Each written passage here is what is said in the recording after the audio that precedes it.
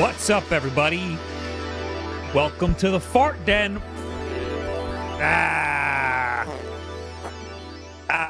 He's saying that because I was passing a lot of gas right before Me too. the show. I mean, oh yeah, I was too. I didn't hear you. We though. have bowel issues. Yeah, we do. Here at the WULFF Den. We're a family of bowel problems. Thanks to our Patreon members. I've added a tier to the Patreon. Ooh, Didn't tell you about. I did it about 10 minutes ago. Is it a GI tier? We mic'd our asses, and you only get that if you pay $15 a month. No, this is all this new tier does is it makes your name bigger in the credits because there's a lot of names now. Yeah, and it goes really fast now. And I figured maybe a big slow tier, and that'll start next week. Okay. Also, I put it in my main channel videos just because. It incentivizes people because more people watch that anyway. Incentivizes them to check us out, and maybe they want to be. And it's just too big now, so I gotta. Yeah. I now there's a new tier. That's all it does. Anyway, what else do I want to say? Thank you. Thank you, everybody. So much crazy news this week. It's been such a crazy week. So we've decided instead of talking about any of that, we're gonna rank all of the Game Boy Advance games that have ever existed. Yeah, all like what's the tally? Like 2000 or whatever. There's 2000. There's a lot Game of Boy Game Advance Boy games. Yeah, we have to think and consider all 2000 games. you decided to do this. I have a very short list of evergreen topics, and this is at the top of the list. And also, the reason why I thought about it was because I bought a Game Boy Advance game that we need to add to our list of Game Boy Advance games. I got Sonic Advance 2. Woo! Yay! Yay! I'll add that right now. We don't have Sonic Advance 2. We only have Sonic Advance 1. Yes. And we need to get Sonic Advance 3. Because that's the one that I always play. I'm not sure of the rarity of those games, but... Well, I just stumbled into a store and saw Sonic Advance 2, so it couldn't be that rare. Okay, well, if I stumble into a store and find Sonic Advance 3, I'll make sure I get Okay. it. Give us some games. Don't forget to warn people about the burping situation. No, I don't need to do that yet. When I get my procedure where that enables me to burp finally, I am advised to tell people I may uncontrollably burp. That so the would week be good after to I know. get my procedure, the podcast may be full of mouth flatulence. What do you call it? Yeah. Anyway, let's talk about. Well, before we do that, Dude Man, thanks for the 4 months. GBA rules. Yes, it does. Clunky, thanks for the 9 months. Sorry for the slack in the Bezos Bucks entering 2026 cancer-free. Back on track. Oh, hell yeah. Hell yeah. Congrats. What does the kids say? Fuck cancer? Yeah, that's what the kids say. Only the kids say that. Yeah, so we're gonna talk about Game Boy Advance games today. I want to talk about I want to get a little rank of a bunch of them because I like the Game Boy Advance and we play a lot of Game Boy Advance games and we have a lot of Game Boy Advance games. So I want to talk about it. I am a little embarrassed. I don't have a Game Boy Advance here.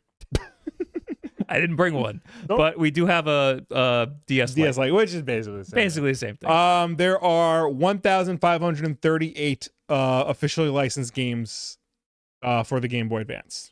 Oh my God. Yeah. That's so many. Most of them, I'll say it, not good.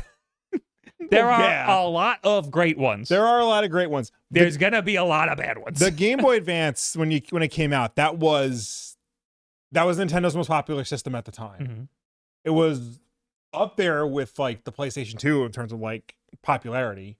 It didn't sell as much, but like, everybody had one.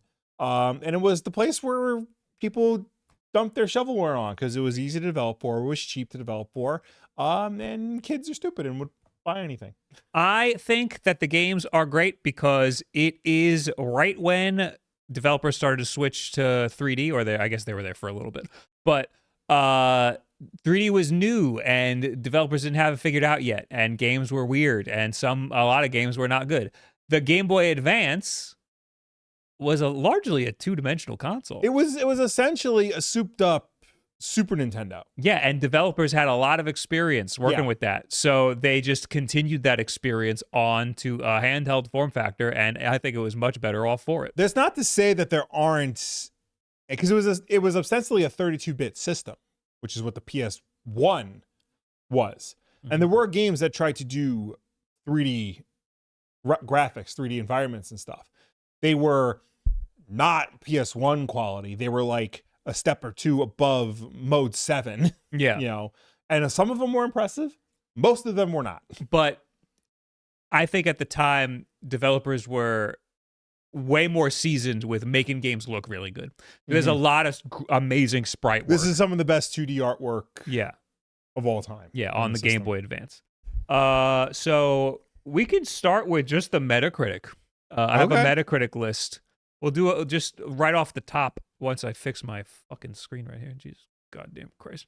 There we go. So we'll start with just the Metacritic list right here. Their number one is The Legend of Zelda. Which one? A Link to the Past / Four Swords. Okay. That's weird, because that's A Link to the Past. I will say Four Swords is amazing. I asked people a while ago if I'm going to start playing A Link to the Past, should I just play the Super Nintendo version or do the Game Boy Advance version? Well, I feel like for A Link to the Past, you could do either. Well, one of the knocks against the Game Boy Advance version was that they added voiceover, and Link does not shut up. Okay. It's not like they did that for the Mario games. Yeah, it's not like fully voiced, but every time you swing the sword, Link goes, ha! Ha! Ha! Okay. You know? I mean, that's Link, baby. Yeah. You need some of that. But to a point, like, I can understand why that would get monotonous. So, A Link to the Past, not interesting. I'm gonna say A Link to the Past is great. It's an amazing game. This is the Game Boy Advance. We already had that on the Super Nintendo. I'm gonna say, not worth your time.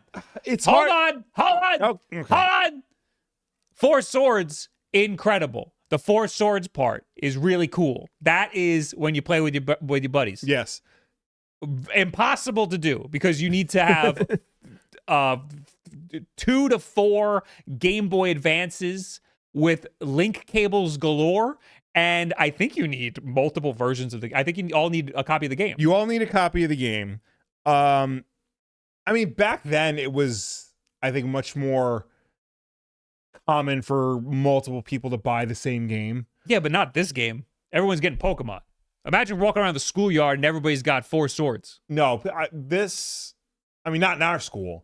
No, but like our school, a bunch of losers. Yeah, a bunch of losers. They were into like Grand Theft Auto 3 and sex. And it's sex and weed and drugs and selling mushrooms across the street from the school where the government was dumping waste and cancer was spreading all over Bethpage. Yep. Anyway,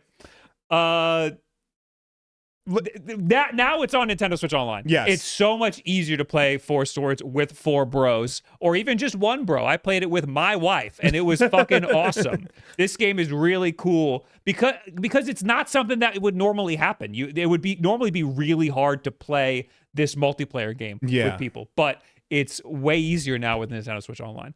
And it's really cool. It's a roguelike Zelda. That there's only like 3-ish dungeons, I think, and they're very easy to get through.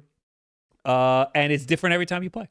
That does sound cool. It's really cool. Yeah. This is one of the coolest games. I think it's weird that it's the highest rated on Metacritic. I guess it's just because Link to the Past. I think it's because of Link to the Past. Yeah, I think what I was gonna say before, a lot of the games on Game Boy Advance, especially in the Nintendo first party stuff, they're just Super Nintendo games.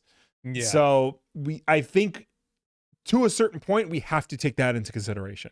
Well, there's going to be more that are just Super Nintendo games that are going to be on this list because they add enough where I think it's a whole new game.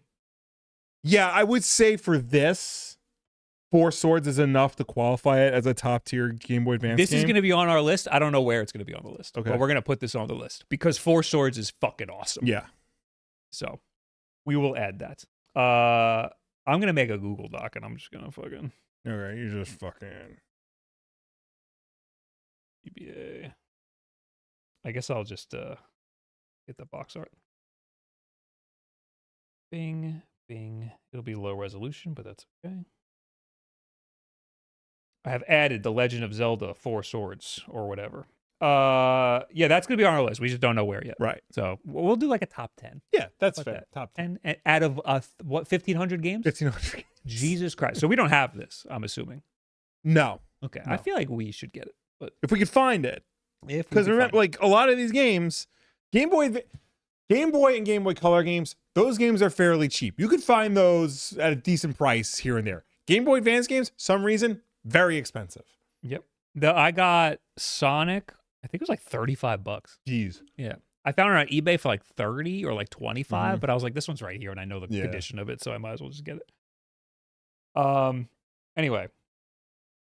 What else they got? I'm just using Metacritic to jar our memory here. Yeah. Number 2 is Tony Hawk's Pro Skater. Okay. This was one of the launch games for the Game Boy Advance. Okay.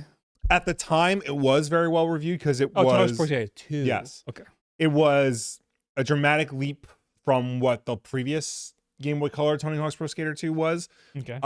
It is not the second greatest game on the Game Boy Advance. I think it only has that high Metacritic score because it was such an impressive launch title. Yeah, it's pulling the scores from back then. Yeah. So, I'm waving Like, that one. fine game, good enough game, not, I wouldn't even say top 20 material. Yeah, I don't even want to look at it. Yeah. It's not worth looking at. It's isometric, so it's kind of hard to control. The soundtrack is not there because it's all MIDI stuff. So, yeah, no. Did we have it? Because I No. remember this game. No, because everybody got it when it came out. When the Game Boy Advance came out, like, everybody got it. Number 3 on Metacritic's list is Super Mario Advance 4, Super Mario Brothers 3. It is right here. Right. Oh, come on. It's Now, right here. I got that at a used record store at $15. It says it right there. Because I remember even at the time, complete in-box copies were going for like hundreds of dollars on eBay. I don't know if because that's sealed. I don't know if it's factory sealed. I think it might have been resealed at the record store. But yeah. regardless, I still have never opened it. Yeah, I remember seeing factory sealed ones go for like hundreds of dollars. I can't see what they are. Oh, here's one for $110 on eBay. I don't see many factory sealed ones on eBay. Yeah. But if it's not factory sealed, give us a cool $30. Yeah. But yeah, here it is. This was at one point one of our most expensive games, but Yes. you might be right. I don't think it's factory sealed. This looks like the heat shrink wrap I would have used at GameStop. Yeah. It's also like the boxes all It's like fucked up warped. now. Yeah. Anyway, this is number 3 on Metacritic's list. This is very high on my list for the same reasons as Four Swords Adventure. This is just Super Mario Bros. 3, except he talks now. And he also doesn't shut the hell up. I would say, though, because they do add a lot of content to this, especially like the e-reader levels. That's what I'm talking about. Yeah, it qualifies as a new version of the game. So if you buy this in the cartridge, you put it in your Game Boy Advance, you're just playing Super Mario Bros. 3. Yeah. Boo. Super Mario Bros. 3 is great. Yeah. But we didn't play this one. I played Super Mario Bros. 2. The first time I played it, I think, was The GBA version. We had it. We definitely had it. Yeah, no, that was a game we got. But no, we played the original Super Mario Brothers 2 back in the day. I think we like got it from We rented Funko-Land or We something. rented it from Blockbuster a lot. The neighborhood kids had it. All right. Well, I beat it on the Game Boy Advance. Well, yeah. Okay. I played the most I played it was on the Game Boy Advance. Of course. Still don't like that game. But Super Mario Bros. 3, it's just Super Mario Bros. 3 on the Game Boy Advance. The e-reader levels take this shit to the moon. Yeah. The e-reader levels are amazing. And you buy this, you're not going to get the e-reader levels. No, you need to buy the e-reader, which is a fairly expensive peripheral for the time. You need to buy all the e-cards, which, you got, that's like Pokemon cards with a magnetic strip on it. So like you get a blind bag of it. You could get duplicates the more blind bags you get. Yeah, it was very hard to do. You might not even get to play all of them. Yeah, nobody did this. Nobody played these games. No. Barely anybody got all the e-reader levels. Thankfully, once again, Nintendo Switch Online to the rescue. You can just go on Nintendo Switch Online, open up this game, go to this little spot on the map. They're going the wrong way. Go over there. Yes, thank you. You go over here, and you unlock all of these levels. All these e-reader levels. There's 32 extra levels. Okay, 32. Mhm. 33? I thought there was almost 40, to be honest with you, but it looked like there was 33. The player is allowed to have 32 extra stages on one copy of the game. All right, well, you get a bunch of levels. Yes. And they are insane. There's some that they feel like Mario Maker levels before Mario Maker. Yeah. It's Super Mario Bros. 3. Is this the style of the Super Mario All-Stars? It's an updated version of it. Okay. Yeah. So slightly better graphics. But the levels are kind of crazy. There's some things you would never see in a Mario game. Yeah. Some of them are very hard. There's also collectibles. There's collectible coins in it that are very hard. That make 100%ing this becomes very difficult. Yeah. It is some of the most fun I've had in a Mario game. It is maybe the most interesting 2D Mario game that exists, period. I beat all of the e-reader levels. It was a lot of fun, and it was also very hard. Okay. So I would say, I don't think I used save states. I may have cheated a little bit when I played off of my stream. Okay. Because I think I was on a flight, and I was like, I can't do this. But yeah, play it on Nintendo Switch Online. That's probably the easiest and best way to play this game because you get all the e-reader levels right off the bat. You can also find them online if you Google hard enough. But yeah, this makes it pretty high on our list as well. Again, we don't know where to put it. No, but it will definitely go on the list. It will definitely go on the list. What will not go on the list Mm-hmm. is the next game on the Metacritic list, Mario Kart Super Circuit.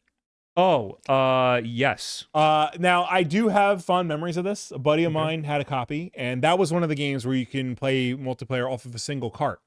Oh, so that's cool. I would play, I was riding the train with him, and we played multiplayer.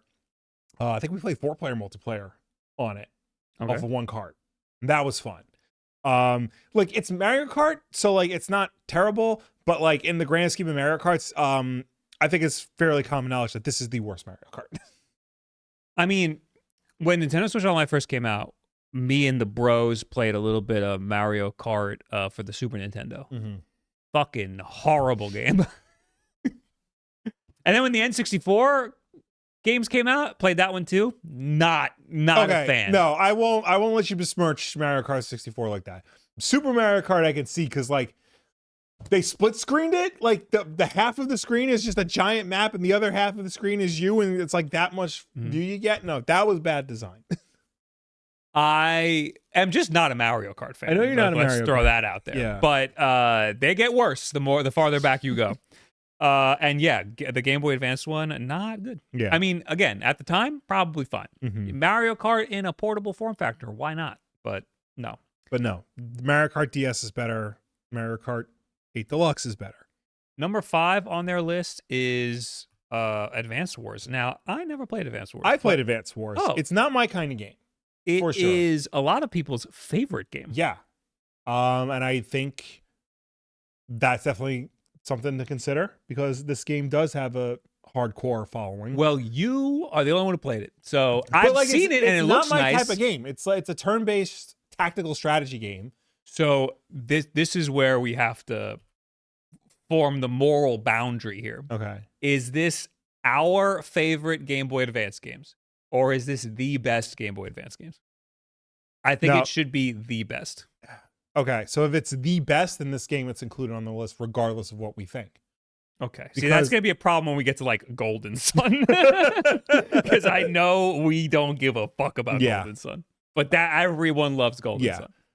Yeah, I mean, like, look, I can see the appeal of Advance Wars. But I don't... Like, it's not our game. But, like, I can understand why people would like that game. Okay. Also, here we go. This game, which I remind you, is called Advanced Wars, was released on September 9th, 2001. What? Says it right there. Oh, no. Now, if you know history, you know. This was a bad time to release the game.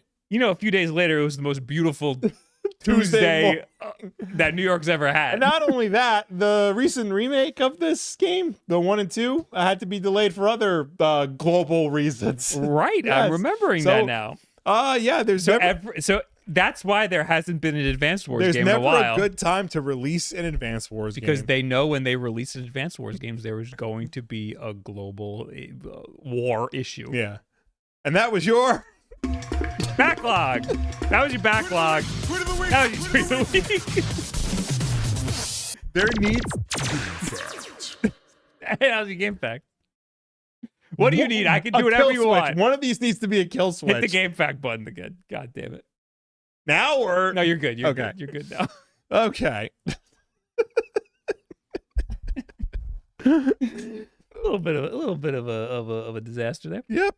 Kind of like.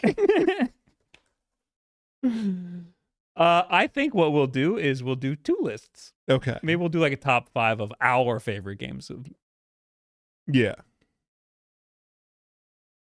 All right, give me 2 seconds to put this fucking game on the goddamn list. All right, Advance Wars makes it up there. What else? Next is Super Mario World, Super Mario Advance 2. Yeah, I'm going to say no. What did this even add? It changed Luigi's sprite. I know that. Okay. Skip. Metroid Fusion, I think, yes, is absolutely, 100%. absolutely on the list. No questions asked. This is a game we have definitely played multiple times. We Yes. own it. This one deserves to be here. Is this it? Yeah, there we go. Fusion, baby. This game is pretty short. This playthrough that I'm looking at right now is only 2.5 hours, and it's not a speed run. Yeah, no, it's definitely a quick game. You can play it in under 4 hours just casually. Yeah. Yeah. Yeah. I think it's one of the best Metroidvanias. It is one of the best Metroid games. Mm-hmm. Some people don't like it because there is a significant amount of dialogue. Yeah. And there's a computer that talks to you, and they are a little annoying. Well, they don't like it because that computer tells you where to go. See, now, traditionally, I like that. traditionally, like the Metroid games of the past didn't do that. Yeah. Like you got to figure it out. It's part of the game. But I think... I love being told where to go. I think that's not a bad thing. There's still a lot of like exploration that you have to do in order to figure out the entire game, especially like to upgrade yourself, get all the energy tanks and whatnot. Metroid's great because you will go to an area, realize you can't do anything in that area, but you might see something really high up, and you're like, oh, I wish I could double jump to get up there. Then you get the double jump, and you're like, oh, remember that place I needed to go to? Then you go all the way back and you do it. Yeah. This game has a very small amount of that, but it also has this little computer thing. I guess it's named Adam. It's named Adam, yeah. That will just tell you go over there and double jump up that thing. And like also too, like I get it, like Metroid's supposed to be like very isolating and whatnot, but you're still by yourself. Like there's no one else like you're talking to. Yeah, it's not a real thing and that like you're talking to. You're being like hunted by a possessed version of your power armor. Yeah. So there's like definitely that, it's really cool. Scary element to it. One of the most beautiful two-dimensional games, one of the most beautiful sprite work. Yeah. It is very good. I think that this is one of the best Game Boy Advance games. So Absolutely. This is definitely you motherfucker. Ah, see, it's not just me. Hit the button. Okay, so that is definitely up there. We now have 4 games. Okay. Where is Metroid Fusion? Bing, bing, bing, bing, bing. Okay. Next one from Metacritic. We can skip some because we're getting into the weeds here. Final Fantasy VI? I don't think so. That's just as far as I know, that's just the Super Nintendo game. Yoshi's Island? I don't think so. No. Now, some things we can talk about. Castlevania Aria of Sorrow, and next is Castlevania Circle of the Moon. Now, I've only ever played Circle of the Moon. I was hoping you were going to say Aria of Sorrow because I only played Circle of the Moon as well. My understanding is that Aria of Sorrow is the best game in the series on the GBA. Possibly the best game in the series, period. Why is it better than Circle of the Moon? I need to know that because I've only played Circle of the Moon is amazing. I love Circle of the Moon. Here's the thing about Circle of the Moon. Okay. When it came out, you got to remember, like a lot of this is like context of the time it came out. When Circle of the Moon came out, it was a launch game for the GBA. And the GBA at launch did not have a backlit screen. Circle of the Moon did not take that into consideration. So the color palette of the game was very dark and drab and gothic and moody, but like very hard to see on a non-backlit screen. Okay. So a lot of people docked it points for that. Aria of Sorrow fixed that, gave it a really nice, bright color palette. In addition to like, all the other things the sequel gets, like, better level design, abilities, story, all that garbage. Okay. So I'm going to have to play this. So I recently replayed Circle of the Moon. I played it on, we have it, but I played it on an EverDrive, well, like one of the EverDrive type thing. It might have been an EverDrive.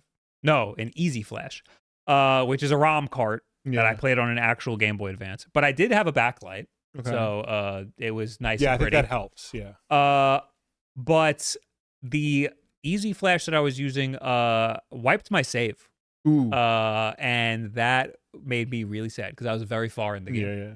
So that made me not want to keep playing it. Although I think I do have a save somewhere I could just find and just start using. This game is a Castlevania game, so it's very similar to Metroid in that you got to figure out where to go, and you might get a power up that you're reminded, I can use that to double jump over here, But it's very easy. The map is not really all that big, and you can find your way pretty easily. I'd imagine Aria of Sorrow is very similar to Circle of the Moon. Yeah, in terms of it follows that gameplay. same template. I will say, Circle of the Moon is back when Igarashi was still running Castlevania. One of 3 games he rendered non-canon. Which one? Circle of the Moon? Circle of the Moon. Why? I think because he didn't work on it. Honestly, there's like no story in that game. There is. In the beginning, they like give you a little something, and then there's nothing for hours. So, again, though, very fun. But definitely worth your time. Very good mechanics and a very good upgrade system. It's very simple. I love these games. Well, I love Circle of the Moon. I haven't played Aria of Sorrow, but I'd imagine I'm sure you would also love Aria of Sorrow. I'm gonna do a little something that might be controversial. I'm gonna put the two next to each other. Okay. I think that's fair. I think they're similar. I don't know if it's on here, but there is a middle game. Oh, it is on here. Harmony of Dissonance. Yeah. I don't hear a lot about that one. People don't really like that one as much. It had the brighter color palette of Aria of Sorrow, but people hate the soundtrack. It sounds like a original Game Boy soundtrack. Oh, we don't like that. Yeah. All right. In between those two games on Metacritic is Golden Sun. All right, chat. This is where you come in. Is Golden Sun a good game? I feel like that needs to go up there. This is another one of some people's favorite games of all time. Yeah. It's an JRPG. So once again, we're out of our element here. Yeah. This is one that we can't really speak to. We never played it. Do we own it? No. Like Golden Sun? Why would we own Golden Sun? I feel like this is one I might have like pulled out of my ass at like GameStop. We do not own Golden Sun. Okay. Lord Norajay says Harmony of Dissonance is like an off-brand Symphony of the Night. Okay. The PS1 game. I mean, aren't they all off-brand Symphony of the Night? Hold on. You have over here, I'm just looking at the backlog. Mega Man Zero 2? Apparently. I think I got that at a convention. That's not on the list. We're adding games to the list. We have a very short list of Game Boy Advance games, and we have a lot of Game Boy Advance games over here. What's this one in this case? Zelda the Minish Cap. Is that on the list? The Legend? Nope. It's not on the list. We're gonna be adding games to the list apparently. All right. More from Metacritic. What do we got? We're putting Golden Sun on the list, but we can't really speak too much because it's a JRPG. Metroid Zero Mission. I think we do not put that on the list. Zero Mission? No, put that on the list. Zero Mission fucking rules. Yeah, but it's just a remake of the first game. No. This is if take your time. I've said this before on the show. Metroid on the NES is a bad game. Okay. Metroid Zero Mission asks the question, what if that game was good? Okay. And then it goes, no. What if it was phenomenal? and they made that game. Okay. Zero Mission is what the first Metroid game should have been. It takes all the lessons from Super Metroid and Metroid Fusion and puts them to work trying to make the first game playable. And it not only does that, it adds an epilogue chapter where Samus is in the Zero suit and becomes a completely different type of Metroidvania. It becomes a stealth Metroidvania. And it's incredible. Wait, I like that. Yeah, You never told me that. No one ever told me there's stealth in it. No, no, I never heard that. You play the original Metroid, and then like at the end when Samus escapes the planet, it's like, nope, gotcha, and it becomes a whole other game. I didn't know that. So yeah, absolutely add Zero Mission to his list. Zero Mission is great. Okay. I love Zero Mission. I guess I gotta play Zero Mission. Yeah. There's some. Now we're getting into the weeds on the Metacritic here. There's a lot of bullshit. I'm not gonna put the Minish Cap. I've actually played the Minish Cap. It's not bad. I didn't get far, but like I liked what I played of it. Okay. There's some WarioWare games. There's Wario Land. Wario Land 4. A lot of people really like it. Yeah. I didn't really like it. I played it. I didn't really like it. Never played it. I think it's okay. I know a lot of people like WarioWare Twisted. That's like everybody's favorite WarioWare game. Fire Emblem. Hey, nerds! What do you guys think about Fire Emblem? This was the first one. Fire Emblem. Well, this is the first Fire Emblem game in North America. Okay. This was post Smash Brothers. Mm-hmm. We have Wolfenstein on the Game Boy Advance. What the? I've been staring at Wolfenstein for that. Was like the only cartridge I had in my house for a long time. Wow. Okay. Dora the Explorer, Pirate Pig's Treasure. There must be a reason why I have that. I mean, I have all the Kim Possible games on Game Boy Advance. Is that a movie or is that a game? This is a game. It's one of those situations where I got something at a store and they like just threw that in or something. Sounds like or it. I bought a Game Boy Advance and it was just in it or something. That also like sounds something possible. like that. That Fire Emblem was before my time. I hear it's okay. Okay. Fire Emblem was good, kind of hard as a kid. I mean, I'm sure it is just okay because like it's the first North American Fire Emblem. We got to get past the just okay. We're doing the best Game Boy Advance games of all time. We have 1, 2, 3. Let me just show this on screen. We got Bing, Bang, Boom, 4, 5, 6, 7 already. We just only need 3 more. And I'm noticing nowhere in the top 25 games is Sonic Advance anywhere to be seen. Not surprised about Sonic. that. The first Sonic Advance is number 27 Okay. on Metacritic's list. That would be pretty high on our list. Now, which of them have you played? I played the first one like nonstop. I played the first one and I played the third one. I have not. I don't know if I played the second one. Which is the one where like it starts you off running? Is that the third one? The third one does that. Okay, I definitely played that then. I don't know if I played the second one then. Yeah, I don't know if I have either. Well, now we have it, so now we can.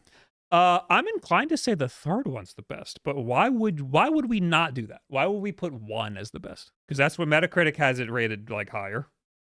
I mean, 1 is very good. 1 is very good. The second Sonic Advance is the best, says the chat. Okay. Are you just being a contrarian? The third is second best, and the first is the worst? Wow. This is just one guy talking, though. I don't believe you. Apparently Fire Emblem has permadeath. Did you know that?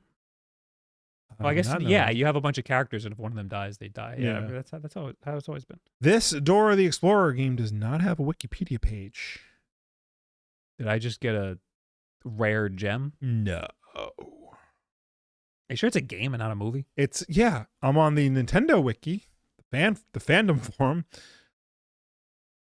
Dora the Explorer, The Search for Pirate Pig's Treasure is the first Dora the Explorer video game to be released for the Game Boy Advance in 2002. I'm inclined to say that Sonic Advance 3 is the best one. Are you going to object? No, to me? I will not object. Or do we put all 3 of them next to each other? I will not object to that. I will not object to putting just Sonic Adventure 3. Sonic Advance. Sonic Advance 3. So Sonic Advance is extremely notable because we say this every time. You can't play those games anymore. They are only available on the Game Boy Advance. Yes. You need the cartridge, and that's the only way to get it. Mm-hmm. So it's unfortunate that it is that way, but it is one of them rare gems, and they are some of the best two-dimensional Sonic games because the Game Boy Advance had a lot of great two-dimensional games. Period. Sonic was on there, Yeah. and you got 3 great ones right there. So I'm just gonna put Sonic Advance 3. Great games though. Who published this? New Kid Co. I'm gonna go with that. Allow me to grab the cover up. Sonic Advance 3. Bing, bing, bing. We need 2 more games. Anything else that we have played that we can throw up there? I'm seeing like Mario Golf. I don't know if there's anything like worth it. You know? I know what you're saying. Oh, there's Gunstar Heroes. Astro Boy: The Omega Factor. I played that. Astro Boy that is game. Shockingly good. Hold on, we gotta. Okay. Astro Boy is really good. You should check out Astro Boy if you haven't checked it out already. Gunstar Superheroes is also very good. Same, both made by Treasure. Is that a new? That's a new game, That's right? a new game. It's not Gunstar Heroes for the Correct. Genesis. It's a completely different game. Okay, that is also Gunstar Superheroes is one of the most GPU intensive Game Boy Advance games. It has a lot of 3D shit going on. It's a 2-dimensional game, but every once in a while there'll be like a boss that does some wild 3D shit. It's like a very advanced game for the time. I don't think we can put those though because we're forgetting the Pokemon games and also Mega Man Zero. Mega Man Zero is one of the best Game Boy Advance games that's ever been created. So that goes very, very high on the list. Mega Man Zero is a weird sort of Mega Man game. It's one of those reimaginings of Mega Man. It is like 1,000 years in the future from Mega Man X or something. Yeah. it's another weird time period. And you are Zero. You're a new Zero. And you get a sword and you get a Mega Buster. And then when you like, it's weird. You don't like get the powers from the enemies, but you get like elemental abilities added to your gun or your sword. You also have like a shield that you could throw and stuff. And you get to equip 2 things at a time. So you have the sword on one button and you have the shoot on another button, or you can put like the shield on one button. So it's kind of fucking awesome. Yeah. The boss fights get pretty insanely hard. It is relatively linear. It's a very weird, really structured game. You play for a little bit and then they give you like all of the levels in like a list and you can play however you want, but I was playing them sequentially and I was having a fine time because again, like some of the bad guys they take like elemental damage, but you don't really have to. It's not as like crazy as some of the other Mega Man games where you pretty much need to use whatever the boss is weakest to. You can kind of just get away with just like brute forcing your way through it, just using whatever weapons you like. So it's awesome. It's Inti Creates, I think, made it. And they went on to make Gun Vault. It's like the spiritual successor. And those games are also awesome. So Mega Man Zero is very high on our list of best Game Boy Advance games. I'm just skipping around. I'm off of Metacritic, and I'm actually looking at random Games Radar best 25 GBA games. Mario vs. Donkey Kong. I love that game. That game rules. That is the spiritual successor, there's that word again, to Donkey Kong 94 on the original Game Boy. Okay. Because it's all those like puzzle platform levels where Mario has to like backflip and handstand onto different platforms to get a key and carry the key to the door. And Mario vs. Donkey Kong is like 100 different levels of that. And they're all great. They're all fun. It's all really clever. It's one of the best looking GBA games on the platform. Is it better than any of the ones we have on the list here? It is better. I mean, I like it better than some of these games. I mean, I would understand putting it towards the bottom. Okay.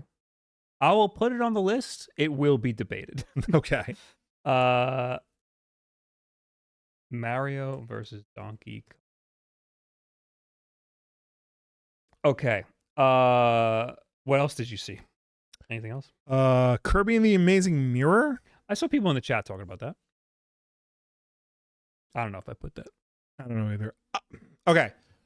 Ninja 5-0. I don't like that game. You don't like that game. I like that game. I get the appeal of that game. People say it's one of the best Game Boy Advance games, and I don't see it at all. I don't know if it is, though. Yeah, I don't think it is. I think it's good. I just don't think it's like greatest of all time good. You know, it is kind of good. The Kim Possible game's kind of good. I played like 2 seconds of it. And I was like, that game kind of the cool. second one especially. That game's really good. But we got to put Pokemon on here. Yeah. Pokemon Ruby is one of the higher rated ones on Metacritic. It's not very high. I thought it'd be higher. I think Fire Red might be the one we put on our list. I think of that generation, Fire Red and Leaf Green is the version to put. You know, because Ruby and Sapphire and Emerald, like that's that generation's Pokemon. But I think Fire Red and Leaf Green just did so much more with the more iconic game, you know? Yeah, I think they kind of fixed a decent amount of what was wrong with the original. I mean, I like the original Pokemon, and I think it's fine as it is. But there were some weird little issues that AJ always talks about, like some like moves are like broken or something. But they fixed a little bit of that in Fire Red and Leaf Green. Ruby is also very good. I think that is also a very good game. I just think that there's more to the Game Boy Advance than Pokemon. Yeah. I think that those games are good and they're worth checking out. And a lot of people love using the Game Boy Advance games to mod. Like that's like a baseline modded game. But I think if I had to, if I was thrown in jail and I got one Pokemon game, it would be probably Leaf Green. I would say, just because I already played Red and I haven't played Green. Where are we on Boktai? Boktai, I haven't played Boktai. I do want to play Boktai though. Kojima game? Yes. Yeah, I do want to play Boktai. Is this the one with the solar? That's the one where you got to play in the sun. You play in the sun and you get what? Like what happens? I think it's like an environmental thing. Like certain bad guys don't appear or whatnot. Okay. It's a stealth game. Of course. Yeah, so I kind of do want to try it. I have not played it though.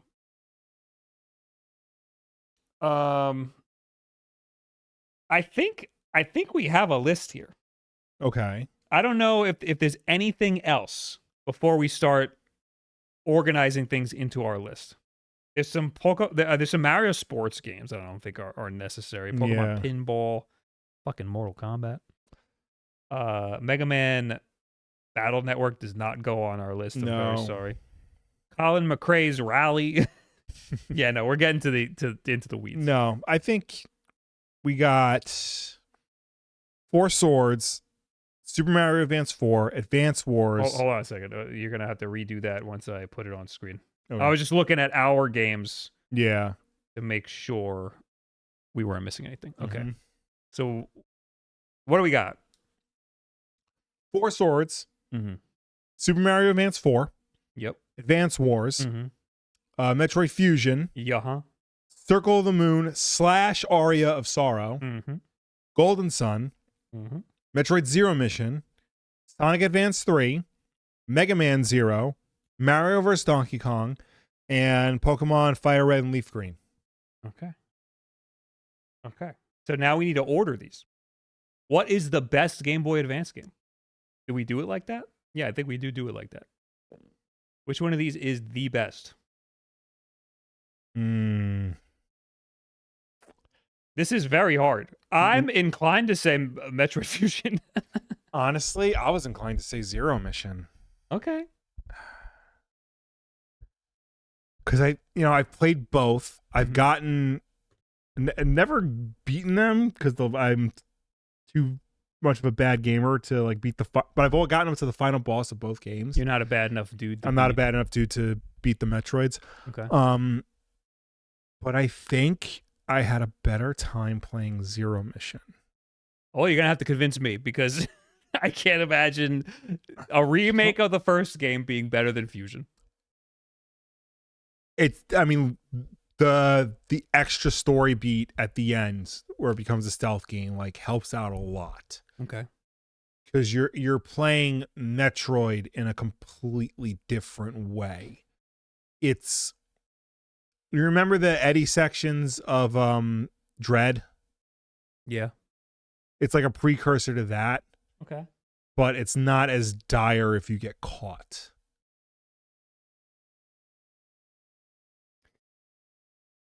Now, how would you feel about putting Fusion and Zero Mission together? Yeah, fuck it, it's our list. All right. Number one spot, Fusion and Zero Mission together. Now the chat is reminding me, we skipped I saw Mario and Luigi. I know that is probably up there for one of the best games. Yeah. But I never played it. Did you play it? No. Yeah, I never played it. But this is the best games. Yeah. So I feel like that should be up there. Mm-hmm. I'm gonna grab the cover. All right. Mario and Luigi. Seeing people are saying Final Fantasy Tactics Advance, Drill Dozer, Klonoa. No. Sorry, that's your favorite game. Okay, number 2. Man, I want to put the Castlevanias, but we can't. I feel like those can't touch. I mean, look. What about Mega Man Zero? I legitimately think that is the best game. Sure. Okay. Look, this was a good time to be a Metroidvania fan. Mm-hmm. Mega Man Zero, not a Metroidvania. Right. Just a linear old Mega Man game. Yeah. But it is, I think, the best game. But it's not. I know it's not for everybody because it gets a little difficult. Okay. Man, I love the Four Swords, but that's like such a unique thing. It's a co-op game. Like you need to play it co-op. So I think that kind of ruins it. Do you think Link to the Past alone is enough to keep it high on the list, or do you think that's cheating because it's just a Super Nintendo game? I feel like that's cheating. Okay. Now, I think the e-reader levels on Super Mario Advance 4, even though that is like impossible to get to unless you play it on Switch Online, I think that is a whole new game. All right, so then put that higher. Okay, I'm gonna put that under. I'm gonna put it 3 for now. Yeah. Number 3. I guess I should put like numbers next to these. 1, 2. Oh, the numbers are so tiny. Bold. 1, 2, 3. Okay. So number 4. Now put the Metroid games. Now, I mean the Castlevania game. I was thinking the same thing. There you go. You might notice a lot of 2D platformers or side scrollers going up on our list. Yeah, man. That's what we like. I'm thinking Pokemon. Number 5. We're on 5 now. All right. I'm thinking Pokemon goes up there. Because those got to be pretty high. Mm-hmm. And now I feel a little more comfortable with Four Swords being a number 6, right? Does that feel good? We got a bunch more. Advance Wars, Golden Sun.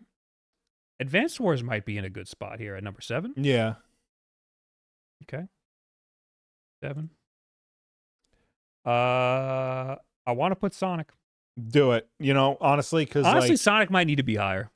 Although it's all friggin' platformers. Yeah, but I'll put Sonic above Advance Wars. I think Sonic, especially this era, like this was like the best Sonic games. Okay. So we got 9 and 10. So one game needs to be kicked out. We got Mario and Luigi, we got Golden Sun, and we got Mario versus Donkey Kong.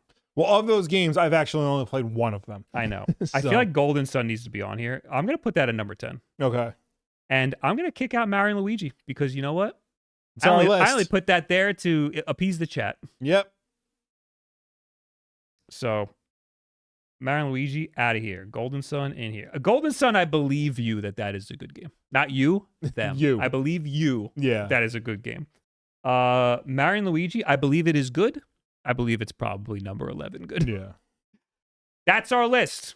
We'll go through it one more time. These are the best Game Boy Advance games that have ever existed. According to us. And we're always right. Metroid Zero Mission. Zero Mission and Fusion. Fusion. I deleted Fusion. Shit, I deleted Fusion. Hold on. Okay, we gotta start this over. Metroid Fusion. Bing, bing, bing. Bing, Typing. Keep opening the dictionary. Okay. All right. These are the best Game Boy Advance games that have ever existed, according to everybody who's ever been alive. Have unanimously agreed that this is the best list. Yes. Number 1, Metroid Fusion and Metroid Zero Mission. Why are they together? Don't ask. Mega Man Zero. Number 2. I think that might be. I like that more than Fusion. I'll say it, but I think that more people would agree. That's probably under Fusion. Super Mario Advance 4. Now, this is just Super Mario Bros. 3, but you get those e-reader levels. If you play it on Nintendo Switch Online, you're going to have a much better time.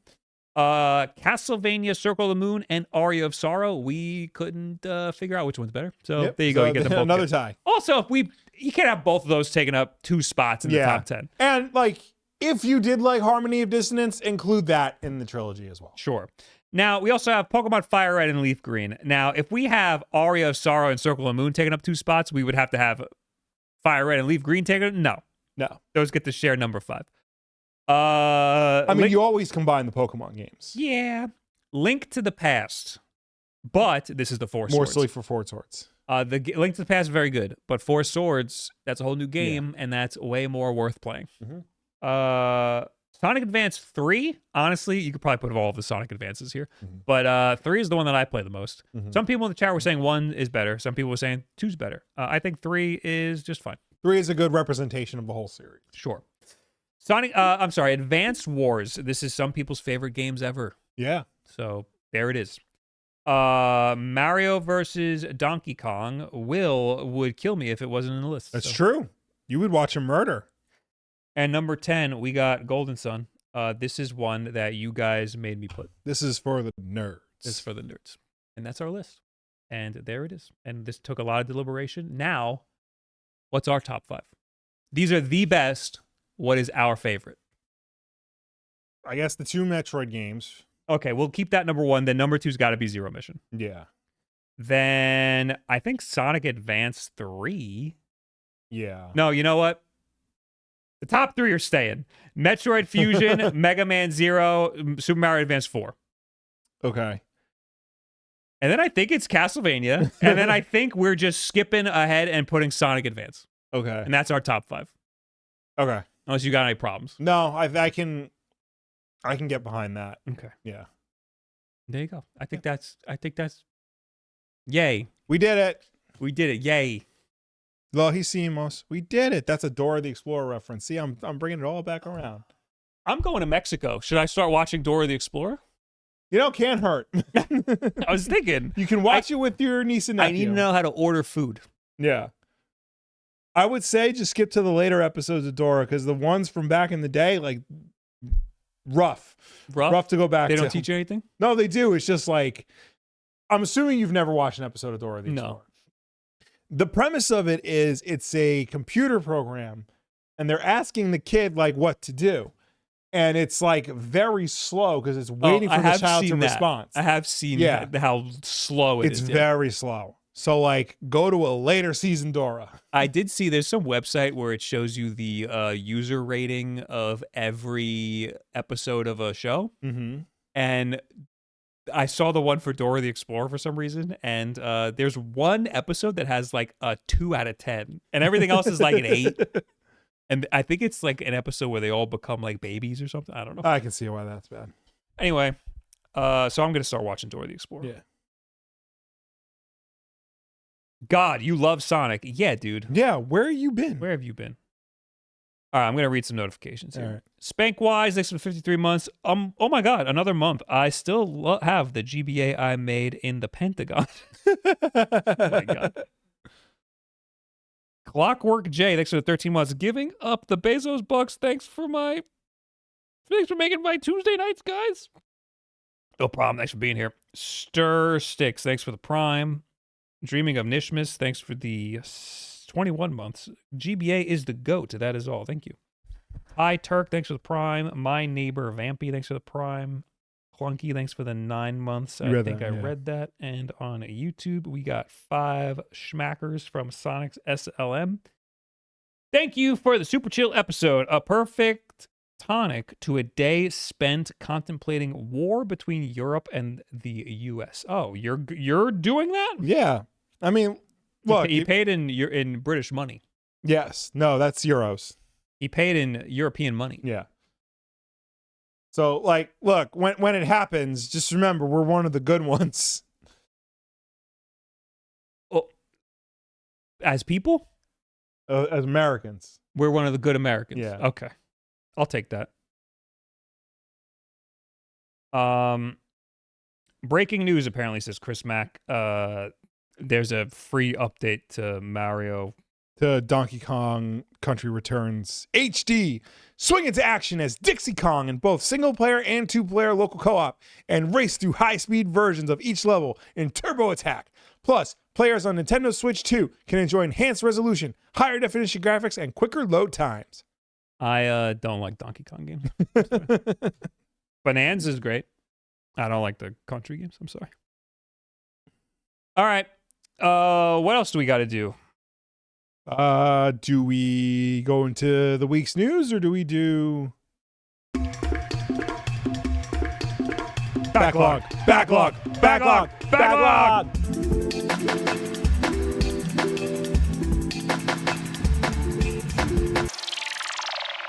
Now, we just spent a whole podcast talking about Game Boy Advance games. So wouldn't it be cool if this was a Game Boy Advance game? But we don't know. That's the magic of the backlog. That's the magic of the backlog. Backlog is a segment of the WULFF DEN Podcast where we go through our entire video game collection, a collection of 1,097 games, because we found games to add during the show. We pick one at random and we talk about it regardless of whether or not we played it. 239. 239. I also added games last week. Yes. I added a couple games. Reroll. It's Mario Golf World Tour for the 3DS. 771. 771. And we did Mario Kart already. That's why he skipped it. Titanfall 2 for the PlayStation 4. Okay. And I also believe 4? I also believe I got this on the Xbox One. Yeah, I was going to say, I feel like this is an Xbox game. Well, Titanfall 1 was an Xbox exclusive. And then Oh, Titanfall that's 2 why. was multi-platform release. All right, let me pull up the gameplay. Yes. And then you got to talk about it while I find the game. We definitely have it. You said PlayStation 4. PlayStation 4. And we should also have it on Xbox One. Xbox One is digital, so PlayStation 4. This is top 100 game of all time, probably? Absolutely. Top game of the generation. It's one of the best first-person shooters of the era. Yes. Without question. Yes. Go find the game. Okay. It is the sequel. Titanfall 1, notoriously multiplayer-only game. A lot of people didn't like that, so Titanfall 2, they're like, okay, fine, here's a single-player campaign. But they didn't just fart out a single-player campaign. They made one of the most innovative and creative single-player campaigns of any first-person shooter of any era. Oh, you guys wanted to hear the intro again? Yeah. The premise of Titanfall is you are a mech pilot. You do first-person combat inside and outside of the mech. This is it right here. Hello, hey, hi. How's that disc looking? Does it have rot yet? Oh, we got target. Wait, we got target receipt. Oh, look at that. I'll look through this. Yeah, the mech gameplay, it's not like piloting like a sim mech. It's like very mobile and agile. Like you could do a lot in it. But you do still feel big and powerful. And when you're outside of the mech, when you're just running around, you're literally running around. You're wall jumping. You're sliding over and under things. It has some of the best movement in a first-person shooter ever. Still to this day, you spend most of the game outside of the mech. Yeah. The mech is like what would you call it? Because it has like, there's like a character to the mech. Yeah. Like he's like your buddy. Yeah. But like, yeah, I would say the mech is like not special occasion, because like for certain story beats, you enter the mech. But like they make it feel worthwhile. They make it feel earned when you have to get into the mech. But like when you're outside of the mech, when other games do this, it feels gimmicky. Every level has like a special ability that's only available for that level. Like one level there's like time travel. One level there's like precision platforming and whatnot. But like in this game, it feels so like clever and gratifying rather than like frustrating when like you lose it for the rest of the game. The level design is amazing. There's some levels where jumping around. There's some levels where like the walls are like on treadmills or something. Yeah, and, like the whole like arena is like transforming around you, and you have to like platform from like one section to the next while everything's moving. And this is a first person game. First person platforming, notoriously not great. This game, fucking great. This is the one that this is the part that I'm thinking of. Yeah. Where the world is like moving around you. It's so cool. This at the time like skyrocketed.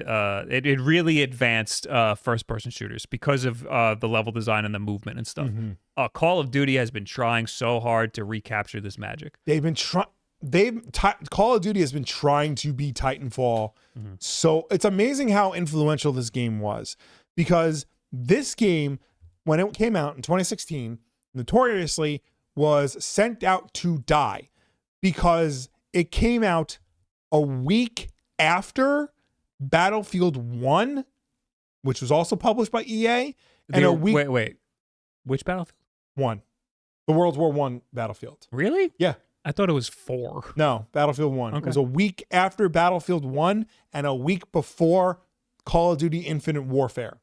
Yeah. So there was no way this game was gonna. It was succeed. sandwiched. And it sucks because EA did this. And EA put it against their other big shooter. There was no reason for them to put it so close. Yeah.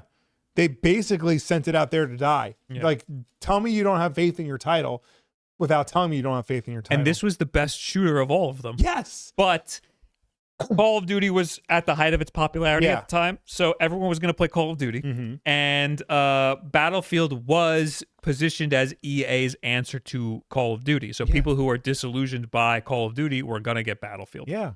Titanfall didn't have a horse in the race. Titanfall was way too niche at the time. It didn't help that year's Call of Duty was Infinite Warfare, another sci-fi militaristic first-person shooter.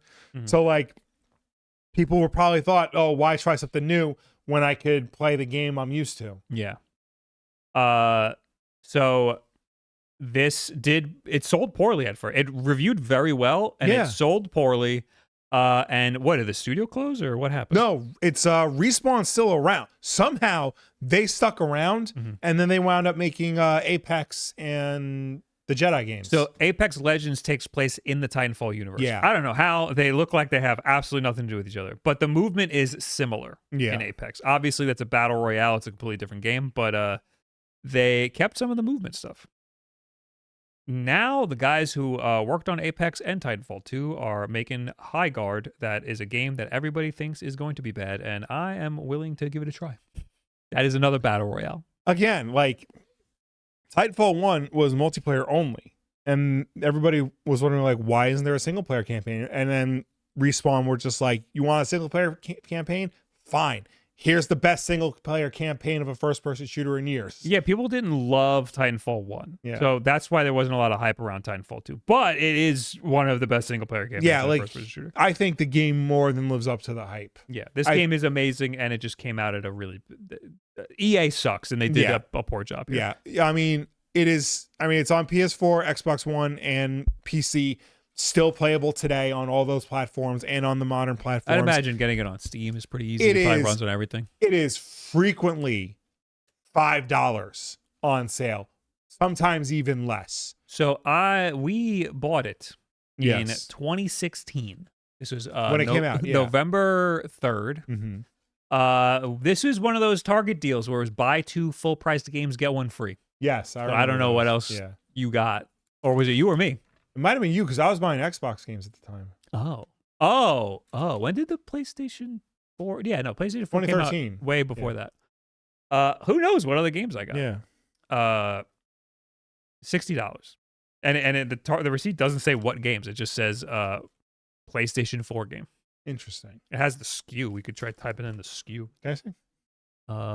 Yes. You think you're gonna be able to figure out what the SKU is? No, they're all PlayStation 4. Okay. See what the disc looks like. I didn't get Titanfall. Disc looks like it's never been touched by a human before. I definitely played it. Yeah. I guess I didn't get Titanfall physically. You just played mine. No, I played it on Xbox. Okay. but like fucking worth it. That's a game you want to have on like multiple platforms because you want to play it as often as possible. It's a great game. Yeah, it is one of the best games of all time. Maybe next time it's like $5. I'll get it on Steam. And then we'll have it everywhere. And then I'll be able to play it on the toilet. Thanks for watching the Backlog, guys. Come to a podcast. Play Titanfall 2. Play Titanfall 2. It's great. Probably get it on Steam. Yeah. Bye. Bye.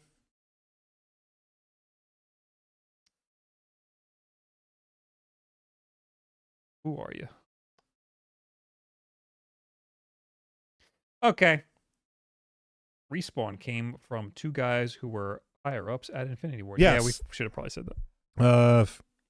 Jason West and Vince Zampella. Is it worth playing the first one? No, you just go right to 2. Yeah. There's no story in the first one.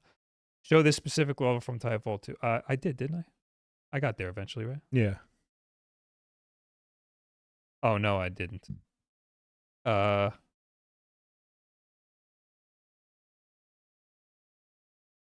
it's like, oh, that's cool. Like going between realities. Oh, the time travel level? Yeah. Yeah. Just make a toilet gaming room at this point. We should that should be your half of the podcast. Just be a toilet seat. All right, let's plow through some news here. Some actual news. Valve rewrites Steam's AI rules. I feel like this is gonna have us talking. Yeah. So Valve has amended its AI disclosure policy on Steam, now requiring developers to only say if they are using technology in certain instances, as spotted by Game Discover Co.'s Simon Carlos. Developers are now only required to say whether they are using the technology if they are using it to generate content. That can be assets that appear in the game or within marketing. Companies are asked to describe what has been created in a text description. Valve has also asked developers to disclose if their game generates AI content itself. The area where Valve is being more lenient is how the technology is used in the development process. While the company still requires studios to say whether AI is used in asset creation, the PC Giant is no longer required. The PC Giant no longer requires them to disclose whether the technology has been used for efficient gains. That's a weird way to say that. Yeah. Efficiency gains. That basically, like, if you use it for concept art or sound creation or localization, that's okay. We are aware that many modern game development environments have AI-powered tools built into them. Efficiency gains through the use of these tools is not the focus of this section. Instead, it is concerned with the use of AI in generating content that ships with your game and is consumed by players. This includes content such as artwork, sound, narrative, localization, etc. So like a game like Arc Raiders would be required to say that it uses AI tools because they use AI for the voice acting. Yes. So I think that is good. I think that this comes because there's a lot, I mean, they even say it, there's a lot of game engines now that just have AI tools built into the engine. Yeah. And unfortunately, a lot of code is just being done through AI. Yeah. Just because the AI is a code, so it knows how to code pretty well. So like coders are just using AI to get like a baseline and then they go in and fix it, you know? Yeah, but then you get situations like Clair Obscura where AI assets remain in the game. Well, that would have been, they would have probably been taking off of Steam, honestly. Yeah. If this was around when Clair Obscura made that mistake, it would have probably had some major repercussions. They accidentally put AI... they accidentally left AI concept art in the game. Yeah, or AI placeholder assets. And that counts as artwork that was generated using AI, and that would have, if it's not disclosed, I don't know what the repercussions are, but I would imagine it's just, I mean, you probably just get a label that says this is AI generated. Yeah, I mean, I don't know if they would straight up kick you off. Yeah, I don't know. I feel like, I mean, like something's got to be done because developers are trying to like get away with like uploading games with AI generated content, and we can't be having that. But I don't know if this is definitely more lenient than a lot of people. Is it too lenient? Because a lot of cases it's unavoidable. A lot of companies are being forced to use AI for a lot of things. Yeah, we've talked about it before, how AI, people just label things AI and when they're not. Yeah. Or sometimes AI is such a small part that it doesn't even matter. Yeah, but I think like something like if the localization is done through AI, that's something that Valve says that they'll give a pass to. That's interesting because that is just AI generated. I would count that as AI generated. Yeah, especially like as we see AI translated. Yeah, as we saw with Amazon uploading AI dubs for some of their animes, it's bad. Yeah, yeah, yeah. I mean, like YouTube does like an AI localization thing. Yeah, and it's gotten way better than it used to be. But there, it's not great. Yeah, and I think that's very important to disclose because I need to know if I'm reading something that is accurate. Like if I'm playing a game and something seems a little weird, like I need to know, like, oh, it's weird because it's AI and this is translated by a computer. It's not like translated by a human. Localization is important. Like you need like a lot of context of like having lived experiences to know like why something is different in different cultures. You can't just like type it into a machine and like get a perfect translation of it. No, like a human needs to check it. Yeah. So that's an instance where I think that maybe that's a little too much. Mm-hmm. But I understand why they're pulling back a little bit on AI because people are going to use it to like code and like you can't that's not something that's going to be easy to disclose. Yeah, and it's also not that important because like the coder's going to use the AI and then they're going to go in and make sure that everything's good. But it's also like giving up. Come on, man. We're at war here. I view the problem with AI in being artwork because like that is usually just bad and usually you can tell. Yeah. But like, if this guideline wasn't in place, we'd be seeing more companies like upload AI generated artwork and try to pass it off as a game. Yeah. So I agree with the guidelines for the most part. Like most of this guideline, I'm all for.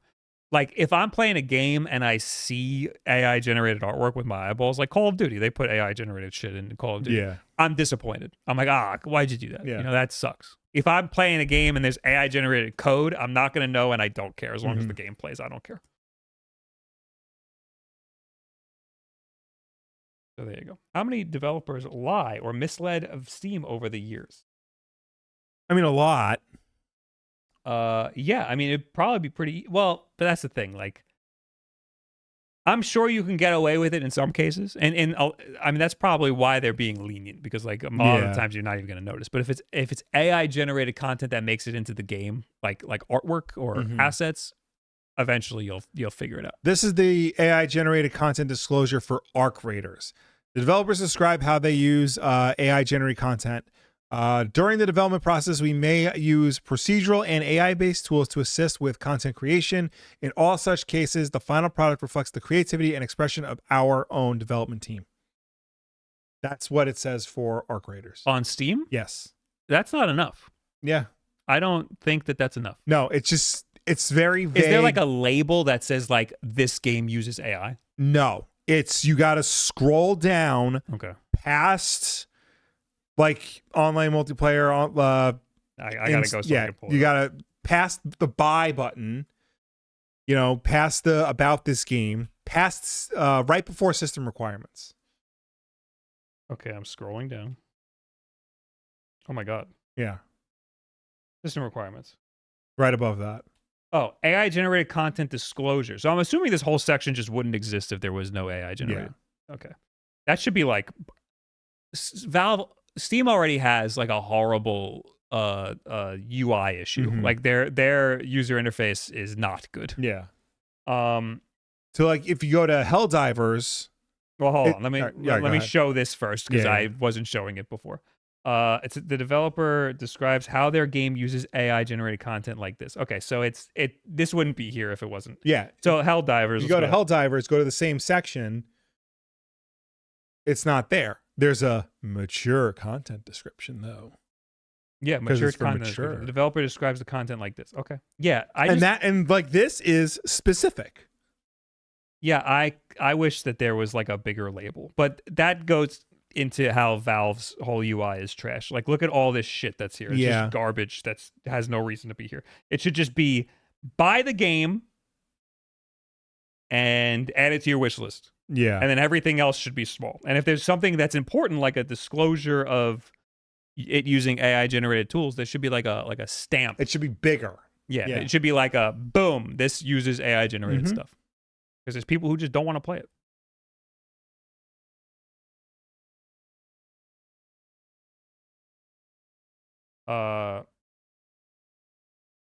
Does anyone know how this is on PlayStation or Nintendo? We don't know. As far as I know, they don't care. Yeah, Steam is the only one. I've not seen anything on either platform. I think Steam, because like it's so much easier to upload a game to Steam. You know, and it's. I think I saw somewhere like 2,000 games have already been released on Steam this year, or some nonsense like that.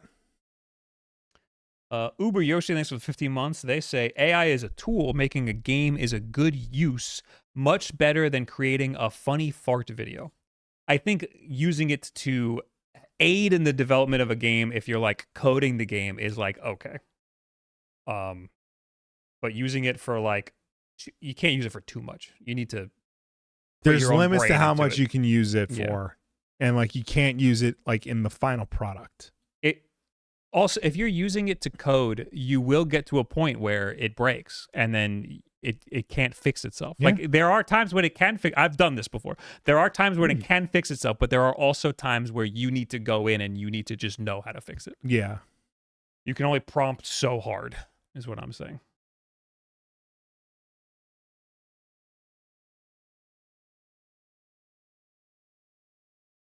I believe Arc Raiders used it for a voice. Yes. We talked about that, but it was done with voice actors though. No, that's I from what I understand, Arc Raiders, it's unclear if they hired voice actors to like to what do you call it, to train the AI. It's unclear if they hired voice actors to train the AI. I've seen no evidence of that. But that's they used AI. They didn't. Even if they did hire voice actors to train the AI, the AI is the one that is doing the voice acting. So I don't think that that's better. No, and again, like they're not specific in what they used it for on the page. They just had a general like we used it. Yeah, you know, I think like Apple hired a woman to voice Siri. Yes. And she got paid a decent amount and was there for like a really long time. Yeah. And like, I think that's fine. I do not think Embark did that. I think that they licensed a voice that already existed. I don't think that they hired voice actors. I think that that's something that's been floated around, and I haven't been able to get verifiable proof that happens. Also, it doesn't sound like that. It sounds bad. It sounds like they just went to Microsoft Sam and just typed in some shit and got it spit out at them. Anyway, we're moving on. Okay. To another one of our favorite topics here on this podcast, Bobby Kotick. Yep. As reported by GameFile, a lawsuit filed back in 2022 by a Swedish pension fund called AP7 alleges that former Activision CEO and notable idiot Bobby Kotick rushed the sale of Activision Blizzard to Microsoft so he could avoid the consequences of the sexual misconduct claims at the time. Oh. In a recently filed answer to the lawsuit, Kotick and his lawyers not only denied the claim, but has made the counterclaim that AP7 had ulterior motives in filing the suit, including to exert collateral harm on Activision and to help Embracer Group. This Delaware lawsuit was apparently aimed to pave the way for Embracer to increase its foothold in California at the expense of Activision, making it more difficult for Activision to recruit talent and expand through mergers and acquisitions activities of the sort that Activision relied on to grow historically, Kotick and his legal team claimed. Kotick claims that because AP7's chairman, Emma Iyer, was an executive at Embracer at the time of the lawsuit's filing, he believes that the lawsuit was filed to mount a collateral attack on Activision that also appears to be tied to Embracer's desire to boost sales of its games while leaving Activision hamstrung in the development of its own games that competed against Embracer's titles. In a statement to GameFile, Embracer has denied Kotick's allegations, saying it didn't have to rely on a lawsuit to compete with Activision. We are humbled of Mr. Kotick's remarks that we are competing with Activision on this level, an Embracer Group representative told the publication. So Bobby Kotick is saying that his sexual harassment claims were espionage. Basically. A rival company put forth these sexual harassment claims? I think specific... These are the ramblings of an insane person. This is the ramblings of a notable idiot. Yeah. So my understanding is this lawsuit filed by AP7 is alleging that Activision forced the sale through to Microsoft because, and people forget this, like Microsoft announced they were planning on acquiring Activision like within a month of the sexual misconduct scandal. So AP7 is alleging that Activision agreed to it because of the misconduct scandal. Like, let's rush this sale through so that, people forget that we allowed women to be harassed and led one woman to kill herself because of all the mistreatment that was happening to her. Bobby Kotick is saying, no, you're suing us because you want Embracer Group to be a bigger company than us.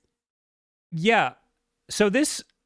do we have another article about Bobby Kotick, or is this it? I think this is it. That's it. I mean, I've seen other articles. I saw another thing that was talking about how he was happy he got out now because Call of Duty's sales are down this year. Call of Duty sales are down, Activision sales are down, Microsoft sales are down, console sales across the board are down or something. So he's saying he's happy he sold it and got out because, and he did that on purpose because he knew things were going bad. Which I don't think is true because he hasn't been able to predict anything ever in his whole life. He ran Activision poorly. It's hard to say that because Activision was a very successful company. Yeah. But this happens with every big gaming company. We're sitting here from our cushy little chairs in this little tiny office, being like, could you just run the company a little better? There's to us, there's very clear things that you can do to make things better, and they just don't because they're looking at numbers and sales instead of what people actually want and would pay for. And they budget poorly. I forgot which Call of Duty it was, but it came out that the budget of it was $700 million. Yeah. That's insane. That could have funded at least 10 games. Yeah. But because the Call of Duty machine must continually be rolling, you can't afford to do anything else. This is the quote. Today, given that all console sales are given that all console sales are at an all-time low and Call of Duty sales are off over 60% from the prior year, the plaintiff should be expressing extreme gratitude for the foresight Activision leadership demonstrated in consummating this transaction. Consummating, like sex. He's a sicko. Yeah. He's got one thing on the brain. Yeah. If you haven't noticed, we don't like that man. No. Okay, so back to the Arc Raiders AI voice. Lord Jitter Jagger put a quote in the chat about verifiable proof that they used voice actors to train the AI. Then I used that and put it into Google and found an article from GameSpot that is seemingly verifying it. According to the studio, Arc Raiders voice acting was initially performed by humans, then used to train AI so that it could speak in the actors' voices while addressing any possible circumstances. For Embark, the team doesn't need to bring in the voice actors each time new content is added to the game. The AI voices learn to speak in the voices of the actors, which the actors are said to have agreed upon when they were hired, and the tools take it from there.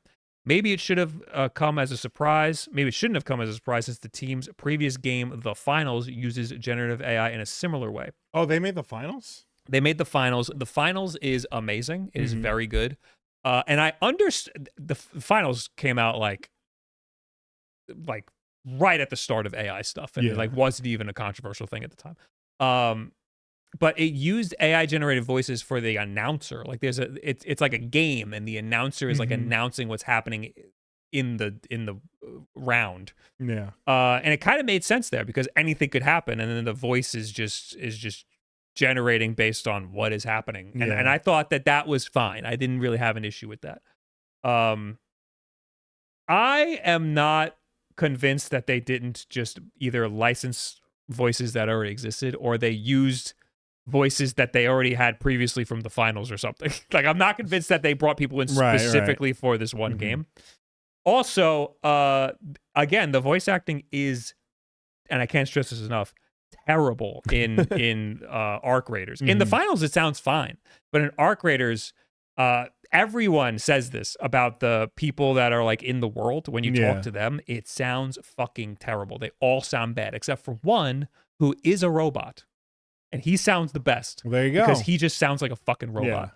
But there are like, you can use, when you're in the game, you can like point at things and be like, hey, tuna can over here. And that AI is like generating that. So like you can use the AI to talk, and like that I understand. And that actually doesn't sound too bad.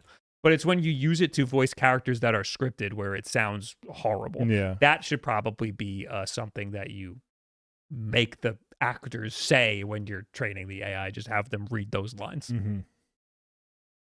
That's why I think that something is weird here, because like they could have just made them say those lines. Yeah. Like there's already scripted lines and you AI generated them. It doesn't make any sense to me. All right, more news. Nintendo's Japanese dominance continues. Nintendo Switch 2 helped grow the Japanese home video game market by nearly 40% in 2025 as the company extended its over 2-decade dominance over Japan's sales charts. Switch 2 sold 3.78 million units in 2025, making it Japan's fastest-selling console ever.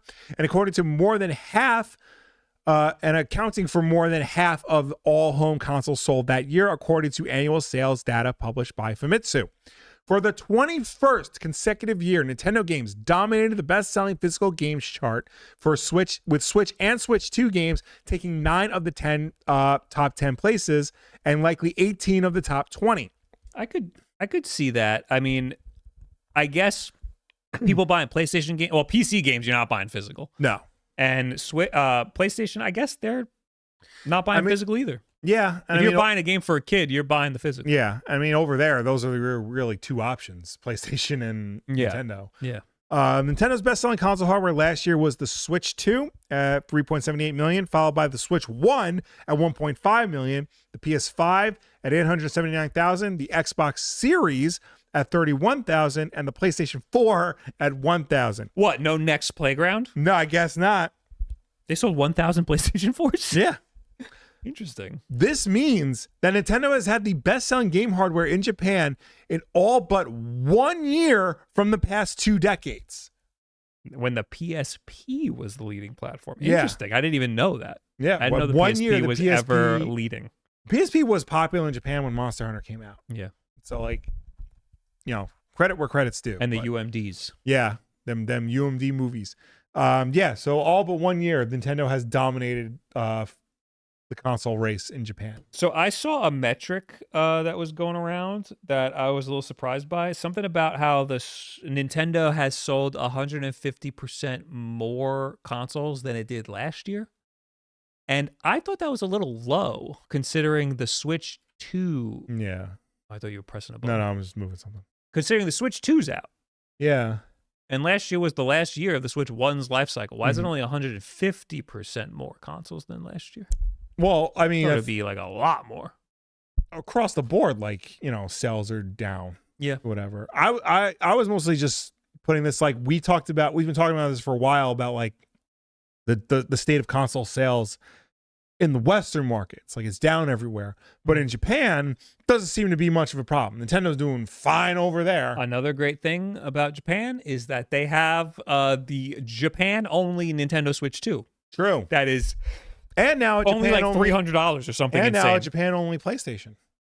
Oh yeah, PlayStation was like, we can do that. Yeah, that's such a good idea, Nintendo. Let's steal it. So these are Japanese companies, and they're benefiting the people of Japan. Yep. And we look like we live in America, and we don't have American companies benefiting Americans. No, we have Microsoft, who is raising the prices of fucking everything. No. They changed their name. They're Microslop now. Microslop. We're gonna make that stick. Ew. We're gonna make Microslop stick. Yeah. Ewy. I didn't come up with that. Obviously, it's been going around, but like, hey, I'd wear a shirt that said that.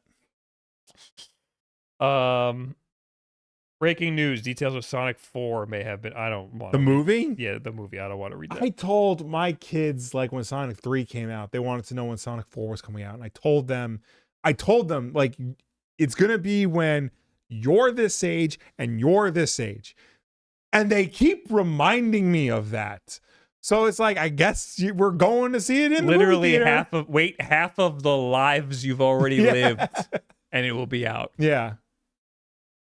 So yeah, I mean, I hope that movie's good. I know my kids can behave in a movie theater. Still haven't seen the third one. Really? Yep. I saw Marty Supreme over the weekend. How was that? I hate that director. That was Josh Safdie. Yeah, apparently the other Safdie did the Smashing Machine, and people don't like that one.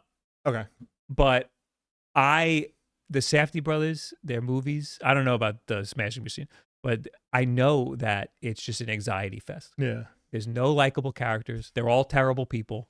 And everything, it's just bad decision after bad decision. And it just, it's like a roller coaster. You just want to get the fuck off. And I knew that going in. Hannah's like, I like Timothée Chalamet. I want to see this. And I was like, it's just going to be an anxiety fest. Yeah. You're not going to like it. Like, I want to see it. Okay, we'll go see it. And the whole time, I'm like, they go out of their way to make it so that when they establish a new character, that it's established that they are bad people. Okay. I saw One Battle After Another. That sounds good. I want to see that. Very good. It was very good. I understand why people are saying it's the best movie of the year. I want to see that. It's on HBO. Okay, it's on good. HBO Max. So I want to see you watch that. Yeah, that was very good. Also anxiety inducing, but do you like the characters? Is there a morally grounded character? Yes. Okay. Yeah. There's very clear morals and whatnot. There's two tropes I enjoy. Mm-hmm. Welcome to the movie, Den. There's two tropes I enjoy in movies and TV shows. One is the hyper competent character who can just glide through anything, no problem. Characters like Mike Ehrmantraut from Breaking Bad. Someone like John Wick in the first movie, where he just like coasts through every fight, doesn't really get hurt or whatever. He's just like effortlessly good at what he does. But you have to, like, it needs to be established that like this is an insurmountable task, and then you see him surmount it. But like without breaking a sweat. But you're like, oh, that's cool how he did that. Yeah, like, exactly. Yeah, like that. And then on the flip side of that is an idiot way in over their head, like bumbling their way through a task. Like Homer. Or honestly, I hate to bring it up again, but Honora, right when you stopped watching the movie, right after that is literally just a bunch of idiots trying to get Honora to cooperate, and they can't, even though it seems like the simplest thing possible. Okay. I love that. It's so funny. It works every time. And One Battle After Another has a very tense sequence where both of those are happening at the same time. Okay. It's wonderful. Okay. It's so good. Okay. I'll have to see that. Yeah. That's on my list. The Safdie Brothers movies reminds, I mean, like, it's usually a sequence of somebody digging a deeper and deeper hole for themselves.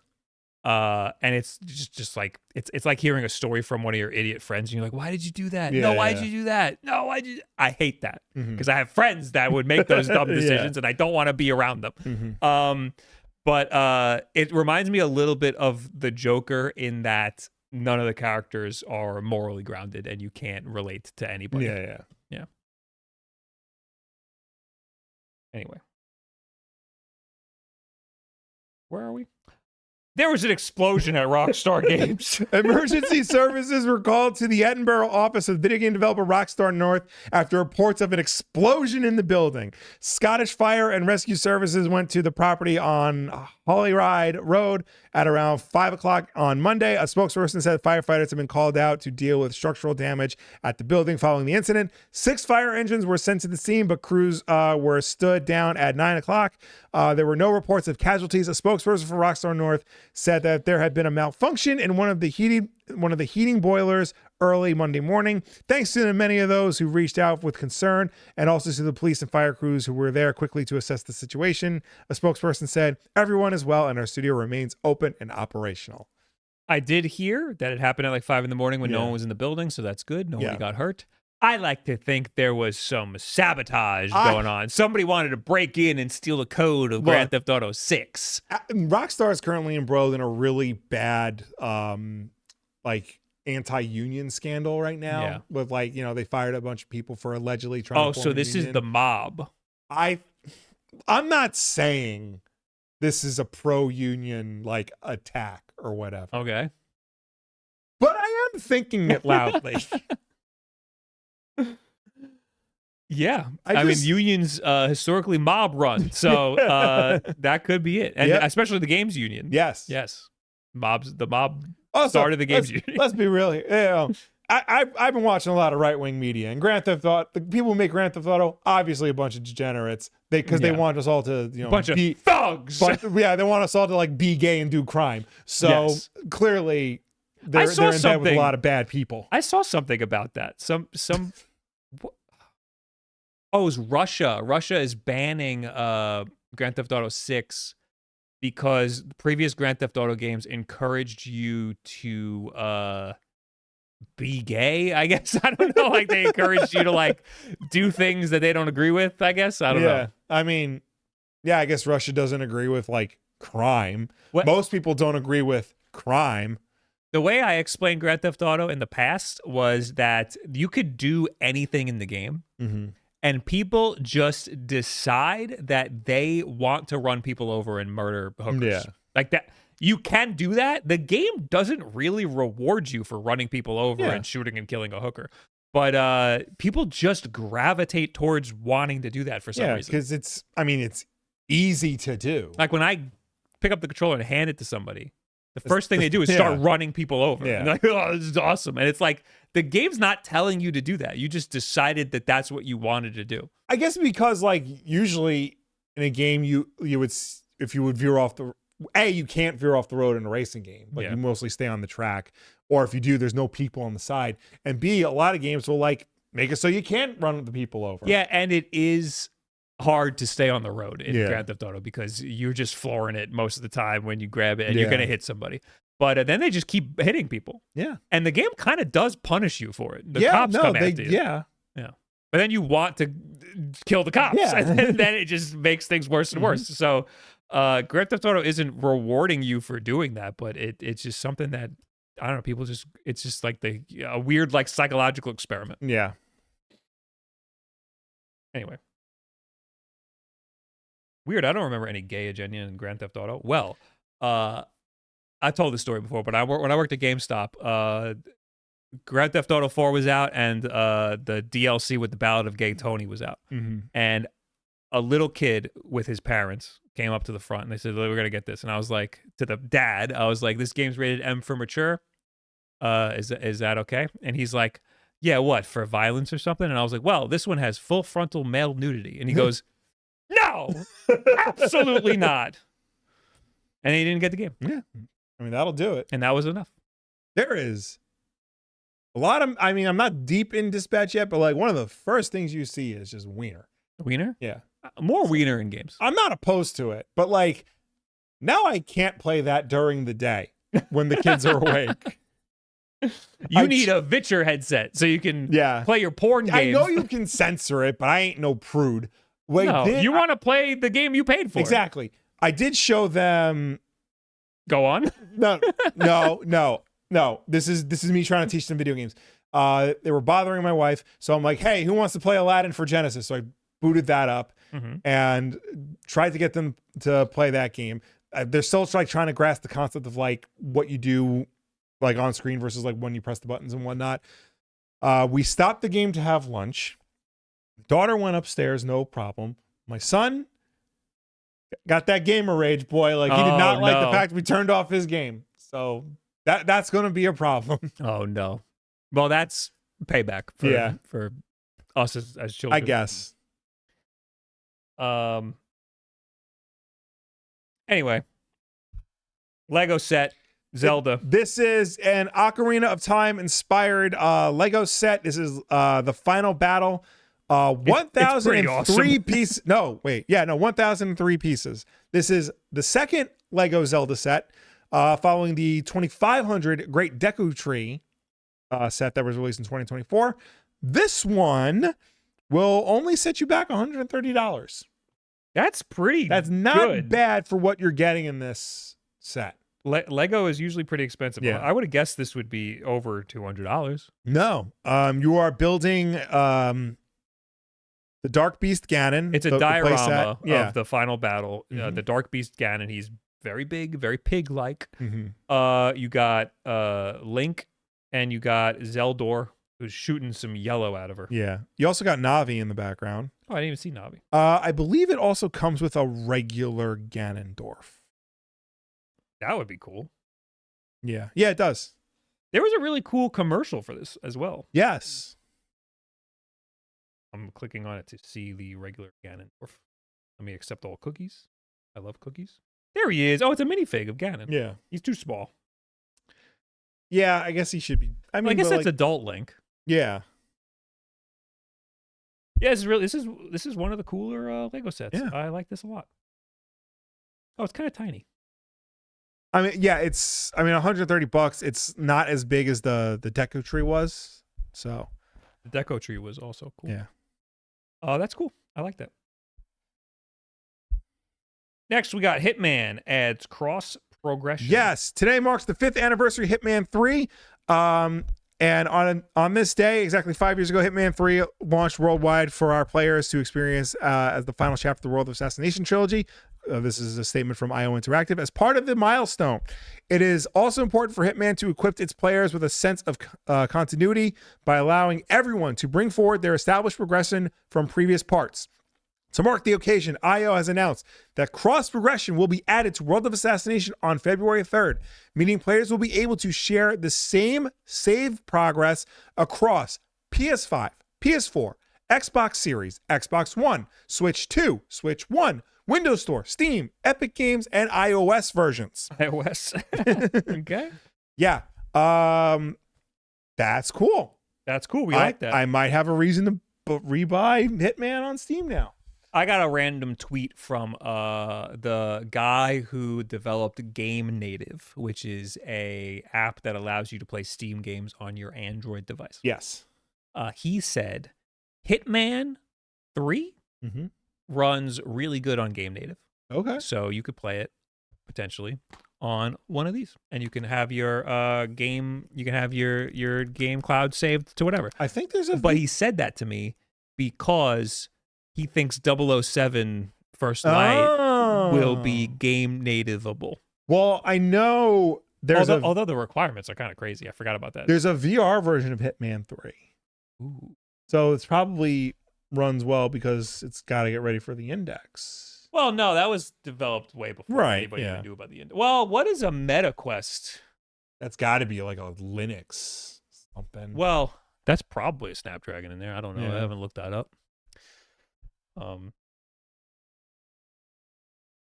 Yeah, but 007 has a minimum 16 gigabytes of RAM. We talked about this already.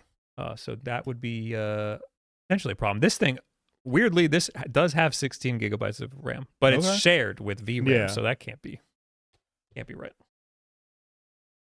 Do you all see Sea of Stars is getting an iOS port? No. That's cool. We liked The Messenger, but Sea of Stars is an RPG, and we are not nerds.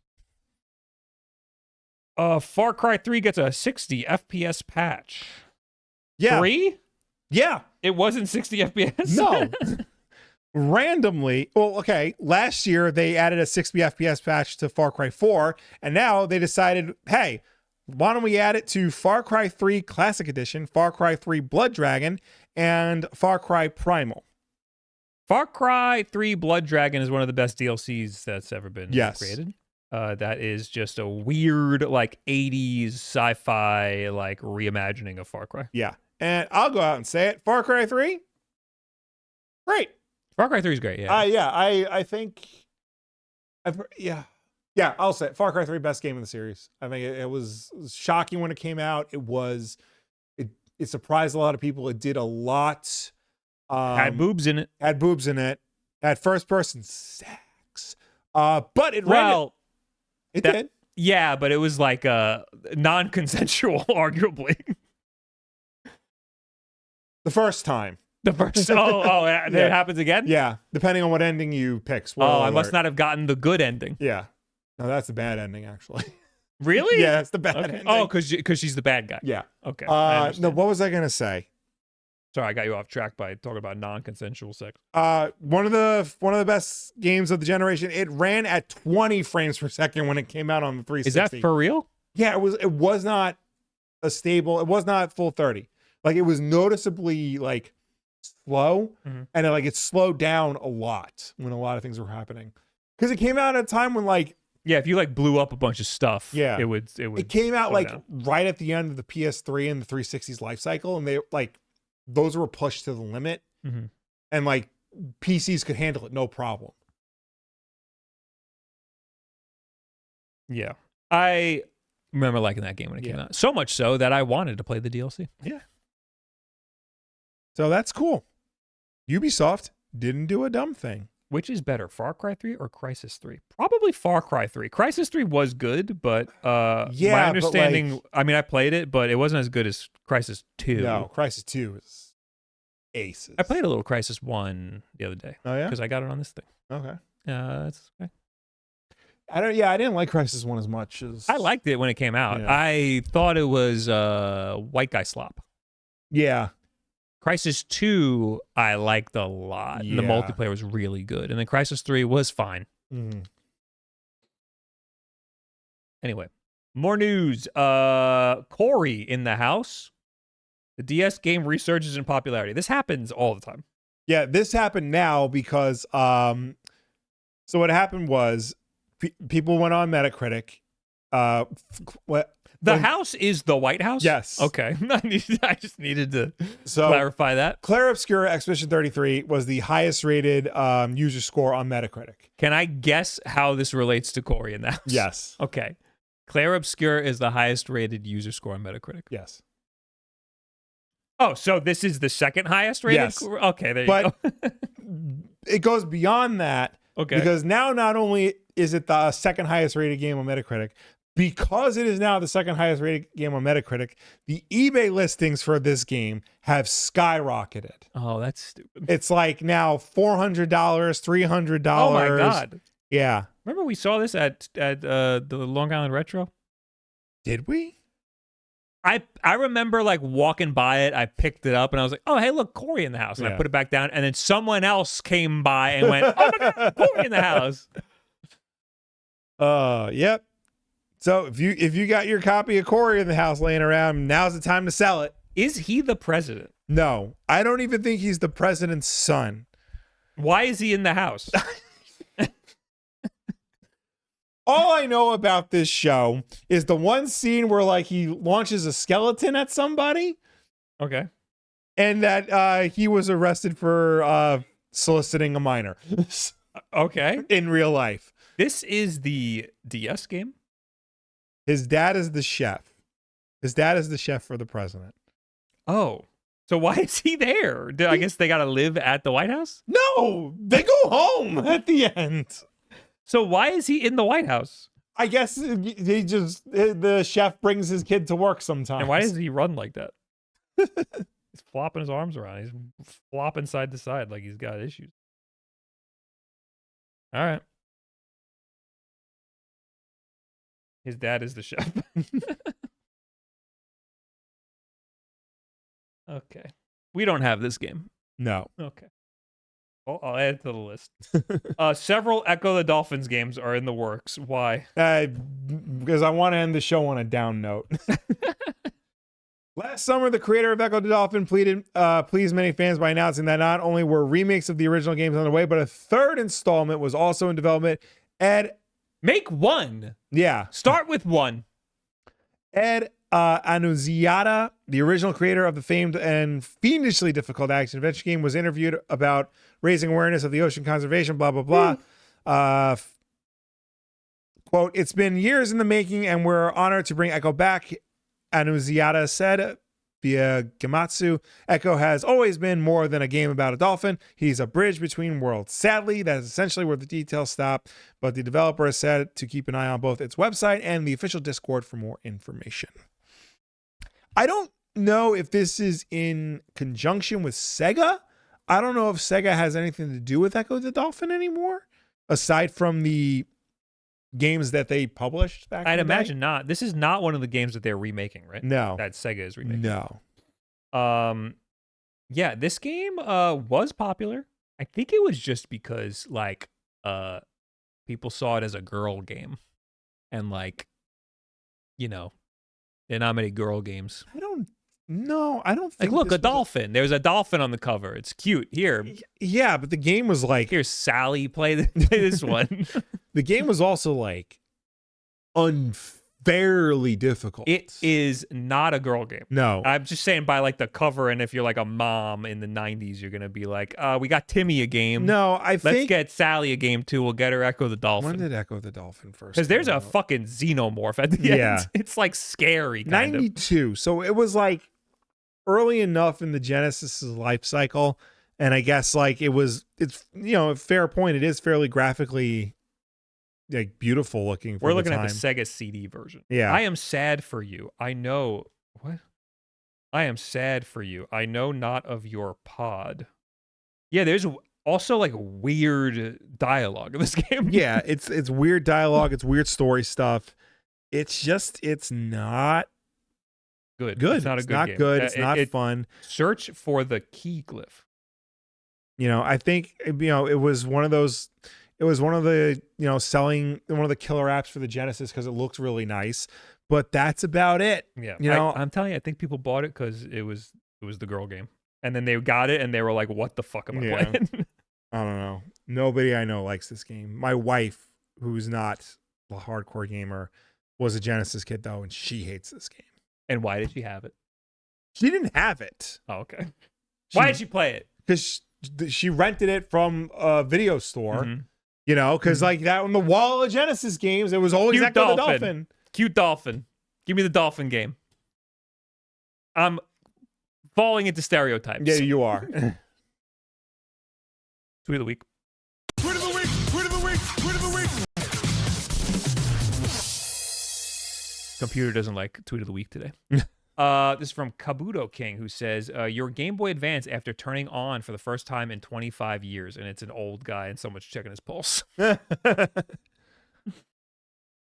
Yeah, I mean, well, the Game Boy Advance will just work. Mm-hmm. Yeah, and you know what's weird? Everybody like talks about how they find their DS Lite for the first time in like 10 years. Always has a charge. It's always ready to go. How is Nintendo so good at battery technology? The 3DS is the same. I never charge my 3DS. Well, I don't know, because like I had to replace the battery in my 3DS because it was starting to inflate. That does happen sometimes. That's unfortunate. But yeah, no, Nintendo's very good with batteries. Yeah. Okay, now we're going to talk to you guys very briefly because we have to do a whole bonus episode for the Patreons. Oh, that's right. We are running a little late today. Yeah, so let's start with people who left comments on last week's Wolf Den Podcast over on the YouTube channel, youtube.com/Wolf Den Podcast. Oh, I don't. TJ Meyer says, let's hear y'all's top 3 pizza slices. I'm talking style and toppings.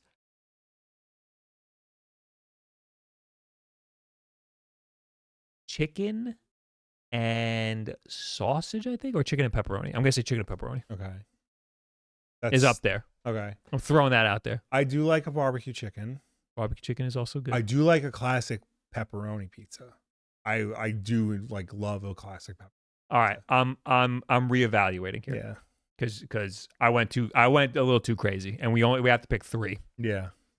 Pepperoni is up there. Yeah. Maybe even number 1. Mhm. Just a pepperoni pizza. Yeah.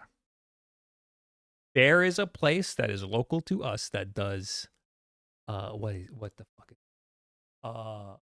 sweet it's like a sweet barbecue chicken. Yeah. What are they fucking sweet? It's not sweet and sour. It's sweet and spicy chicken is what it's called. Okay. And it's on a Sicilian and it's thick and it's fucking amazing. It's like a barbecue chicken. Okay. That is up there. And then I don't know what else. There's a pizza place by where I work that serves like fancy slices. Like they have like a teriyaki chicken pizza, and it's actually pretty good. Okay. Trying to think of what other like weird stuff they have.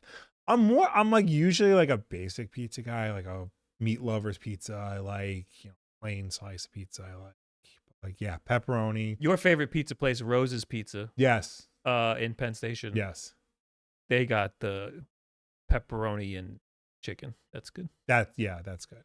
Their pepperoni and sausage is also really okay. That's like the 2 main like meat toppings or whatever. But like I might be theirs thinking is like sausage and chicken, but maybe it's pepperoni. maybe I don't know. All right. Well, anyway, your Makazi says, "You bite your tongue, Will. Army Men air combat on the N64 was a great rented time from Blockbuster." I mean, yeah, that's all it is, though, is a rented time. Like, did you own it? Yeah. Did you decide to spend $70 on it? Crisis Wax says, new games locked behind a subscription is not a win. New physicals, preferably, or digital at the very least. I don't know what they're talking about. Game Pass? I don't remember what we talked about. New games locked behind a subscription is not a win. New physicals, preferably, or digital at the very least. Oh, well, did we talk about the next Playground? I think we did. Okay, so I would never want new games locked behind a subscription. Right. I would like the option, like what Game Pass does. Yeah. Calling Cascade says, price increases have made me glad that I adopted all the hardware fairly early. I got every console for the price it originally sold for. Even my 2 terabyte Xbox Series X was one I got a couple months before it jumped up by $200. I'm pretty well covered to weather the RAM shortage storm. This is a weird time where being an early adopter paid off. Yeah, I think so. I think if you are looking for deals on consoles, like the best thing to do is like used or refurbished, Yeah. Yeah, I don't think the used ones, like that PS5, that launch PS5 probably didn't go up in price. Yeah. Yeah. I mean, we don't know how long the RAM shortage is going to go. No. So I'm a little worried about that. I've been hearing like 2 years. I'm thinking it might just get worse. Yeah. I mean, I'm sure it's going to get worse. It started with GPUs. Mm-hmm. So yeah, it's just getting worse. Yeah. Doomy says, AI is everywhere now. In Japan, they do competitions for light novels with drafts, and the winner this year got taken down because it was entirely written by AI. The models are already trained and shows how creatively bankrupt we are if AI is writing better than us already. Same with the self-published fantasy romance smut books my wife reads. Yeah, there's a problem. So there's like a racket on Amazon. Like you can just like people just write their own stuff and put it on Amazon. And that's gonna be a lot of AI slop. My kid got a K-pop Demon Hunters book for Christmas that was AI generated. The whole the cover art, was it licensed by K-pop? No, but like it tried to pass off. Like the cover art was It was a bootleg. Yeah. Okay. The dialogue was all AI generated. Like it was shocking that Amazon just sells this. That's we gotta talk to you guys real quick. Yeah, make it good.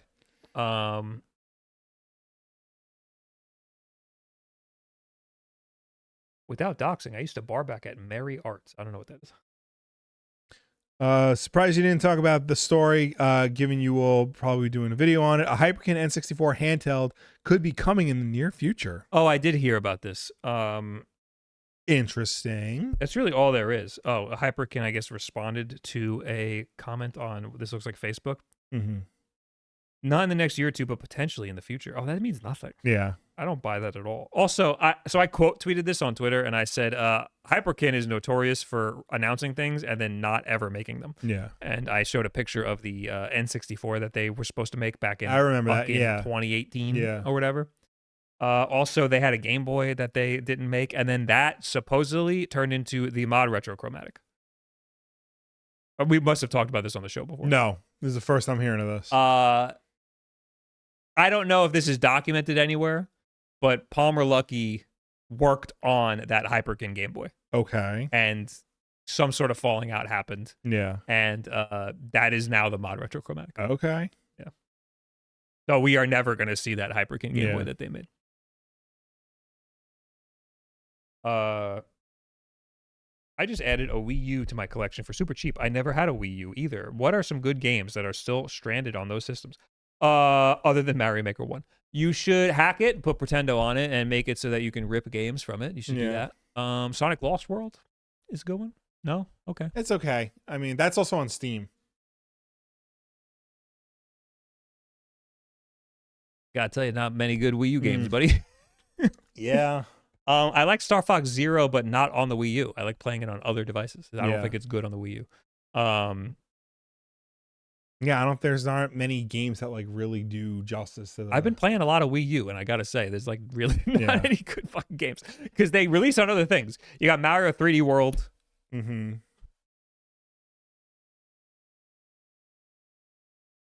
All the good Wii U stuff got ported. Yeah, like really nothing. Sorry. The best thing to do with a Wii U is hack it and make it so you can rip games. Yeah. And then play the game somewhere else.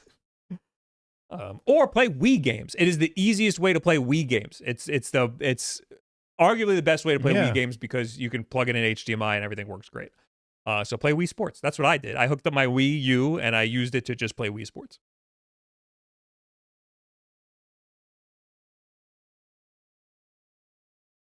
Blankle in the chat says, Little Vincent, cold cuz boys. Little Vincent's, you've been to Little Vincent's. Yeah. In Huntington on Long Island with the cold Cold cheese. cheese So pizza, it's a regular plain pizza, and they take the cold mozzarella cheese or the room temperature mozzarella cheese and just put it on top right before they give it to you. Yeah. And it you can see it melt. It's very good. Anyway. Started with GPUs, then it was RAM, later SSDs, and now even hard drives are getting more expensive. Yeah, I've already seen that SSDs are already up. Yeah.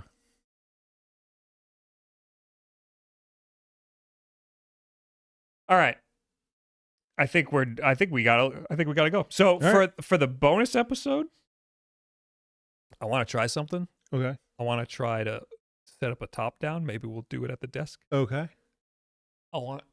I have some things to unbox. Okay. And potentially one that I'm not supposed to show anybody. Oh. But I'll lock it behind a paywall. Thank you guys for hanging out, everybody. Thank you for tuning in. Thank you for watching us. Thank you for chatting with us.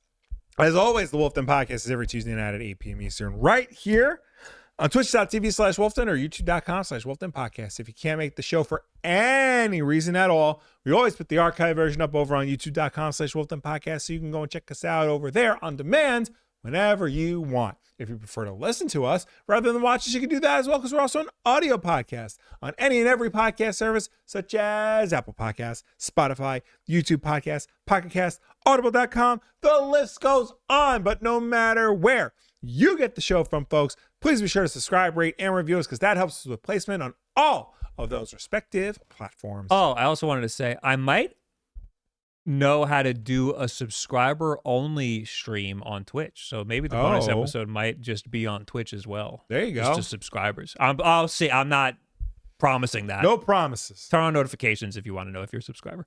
Otherwise, thanks for being here. Go watch AJ. Oh, and next week I'll have there's a new tier in the Patreon, and your name will be big. Thank you. Bye. Bye.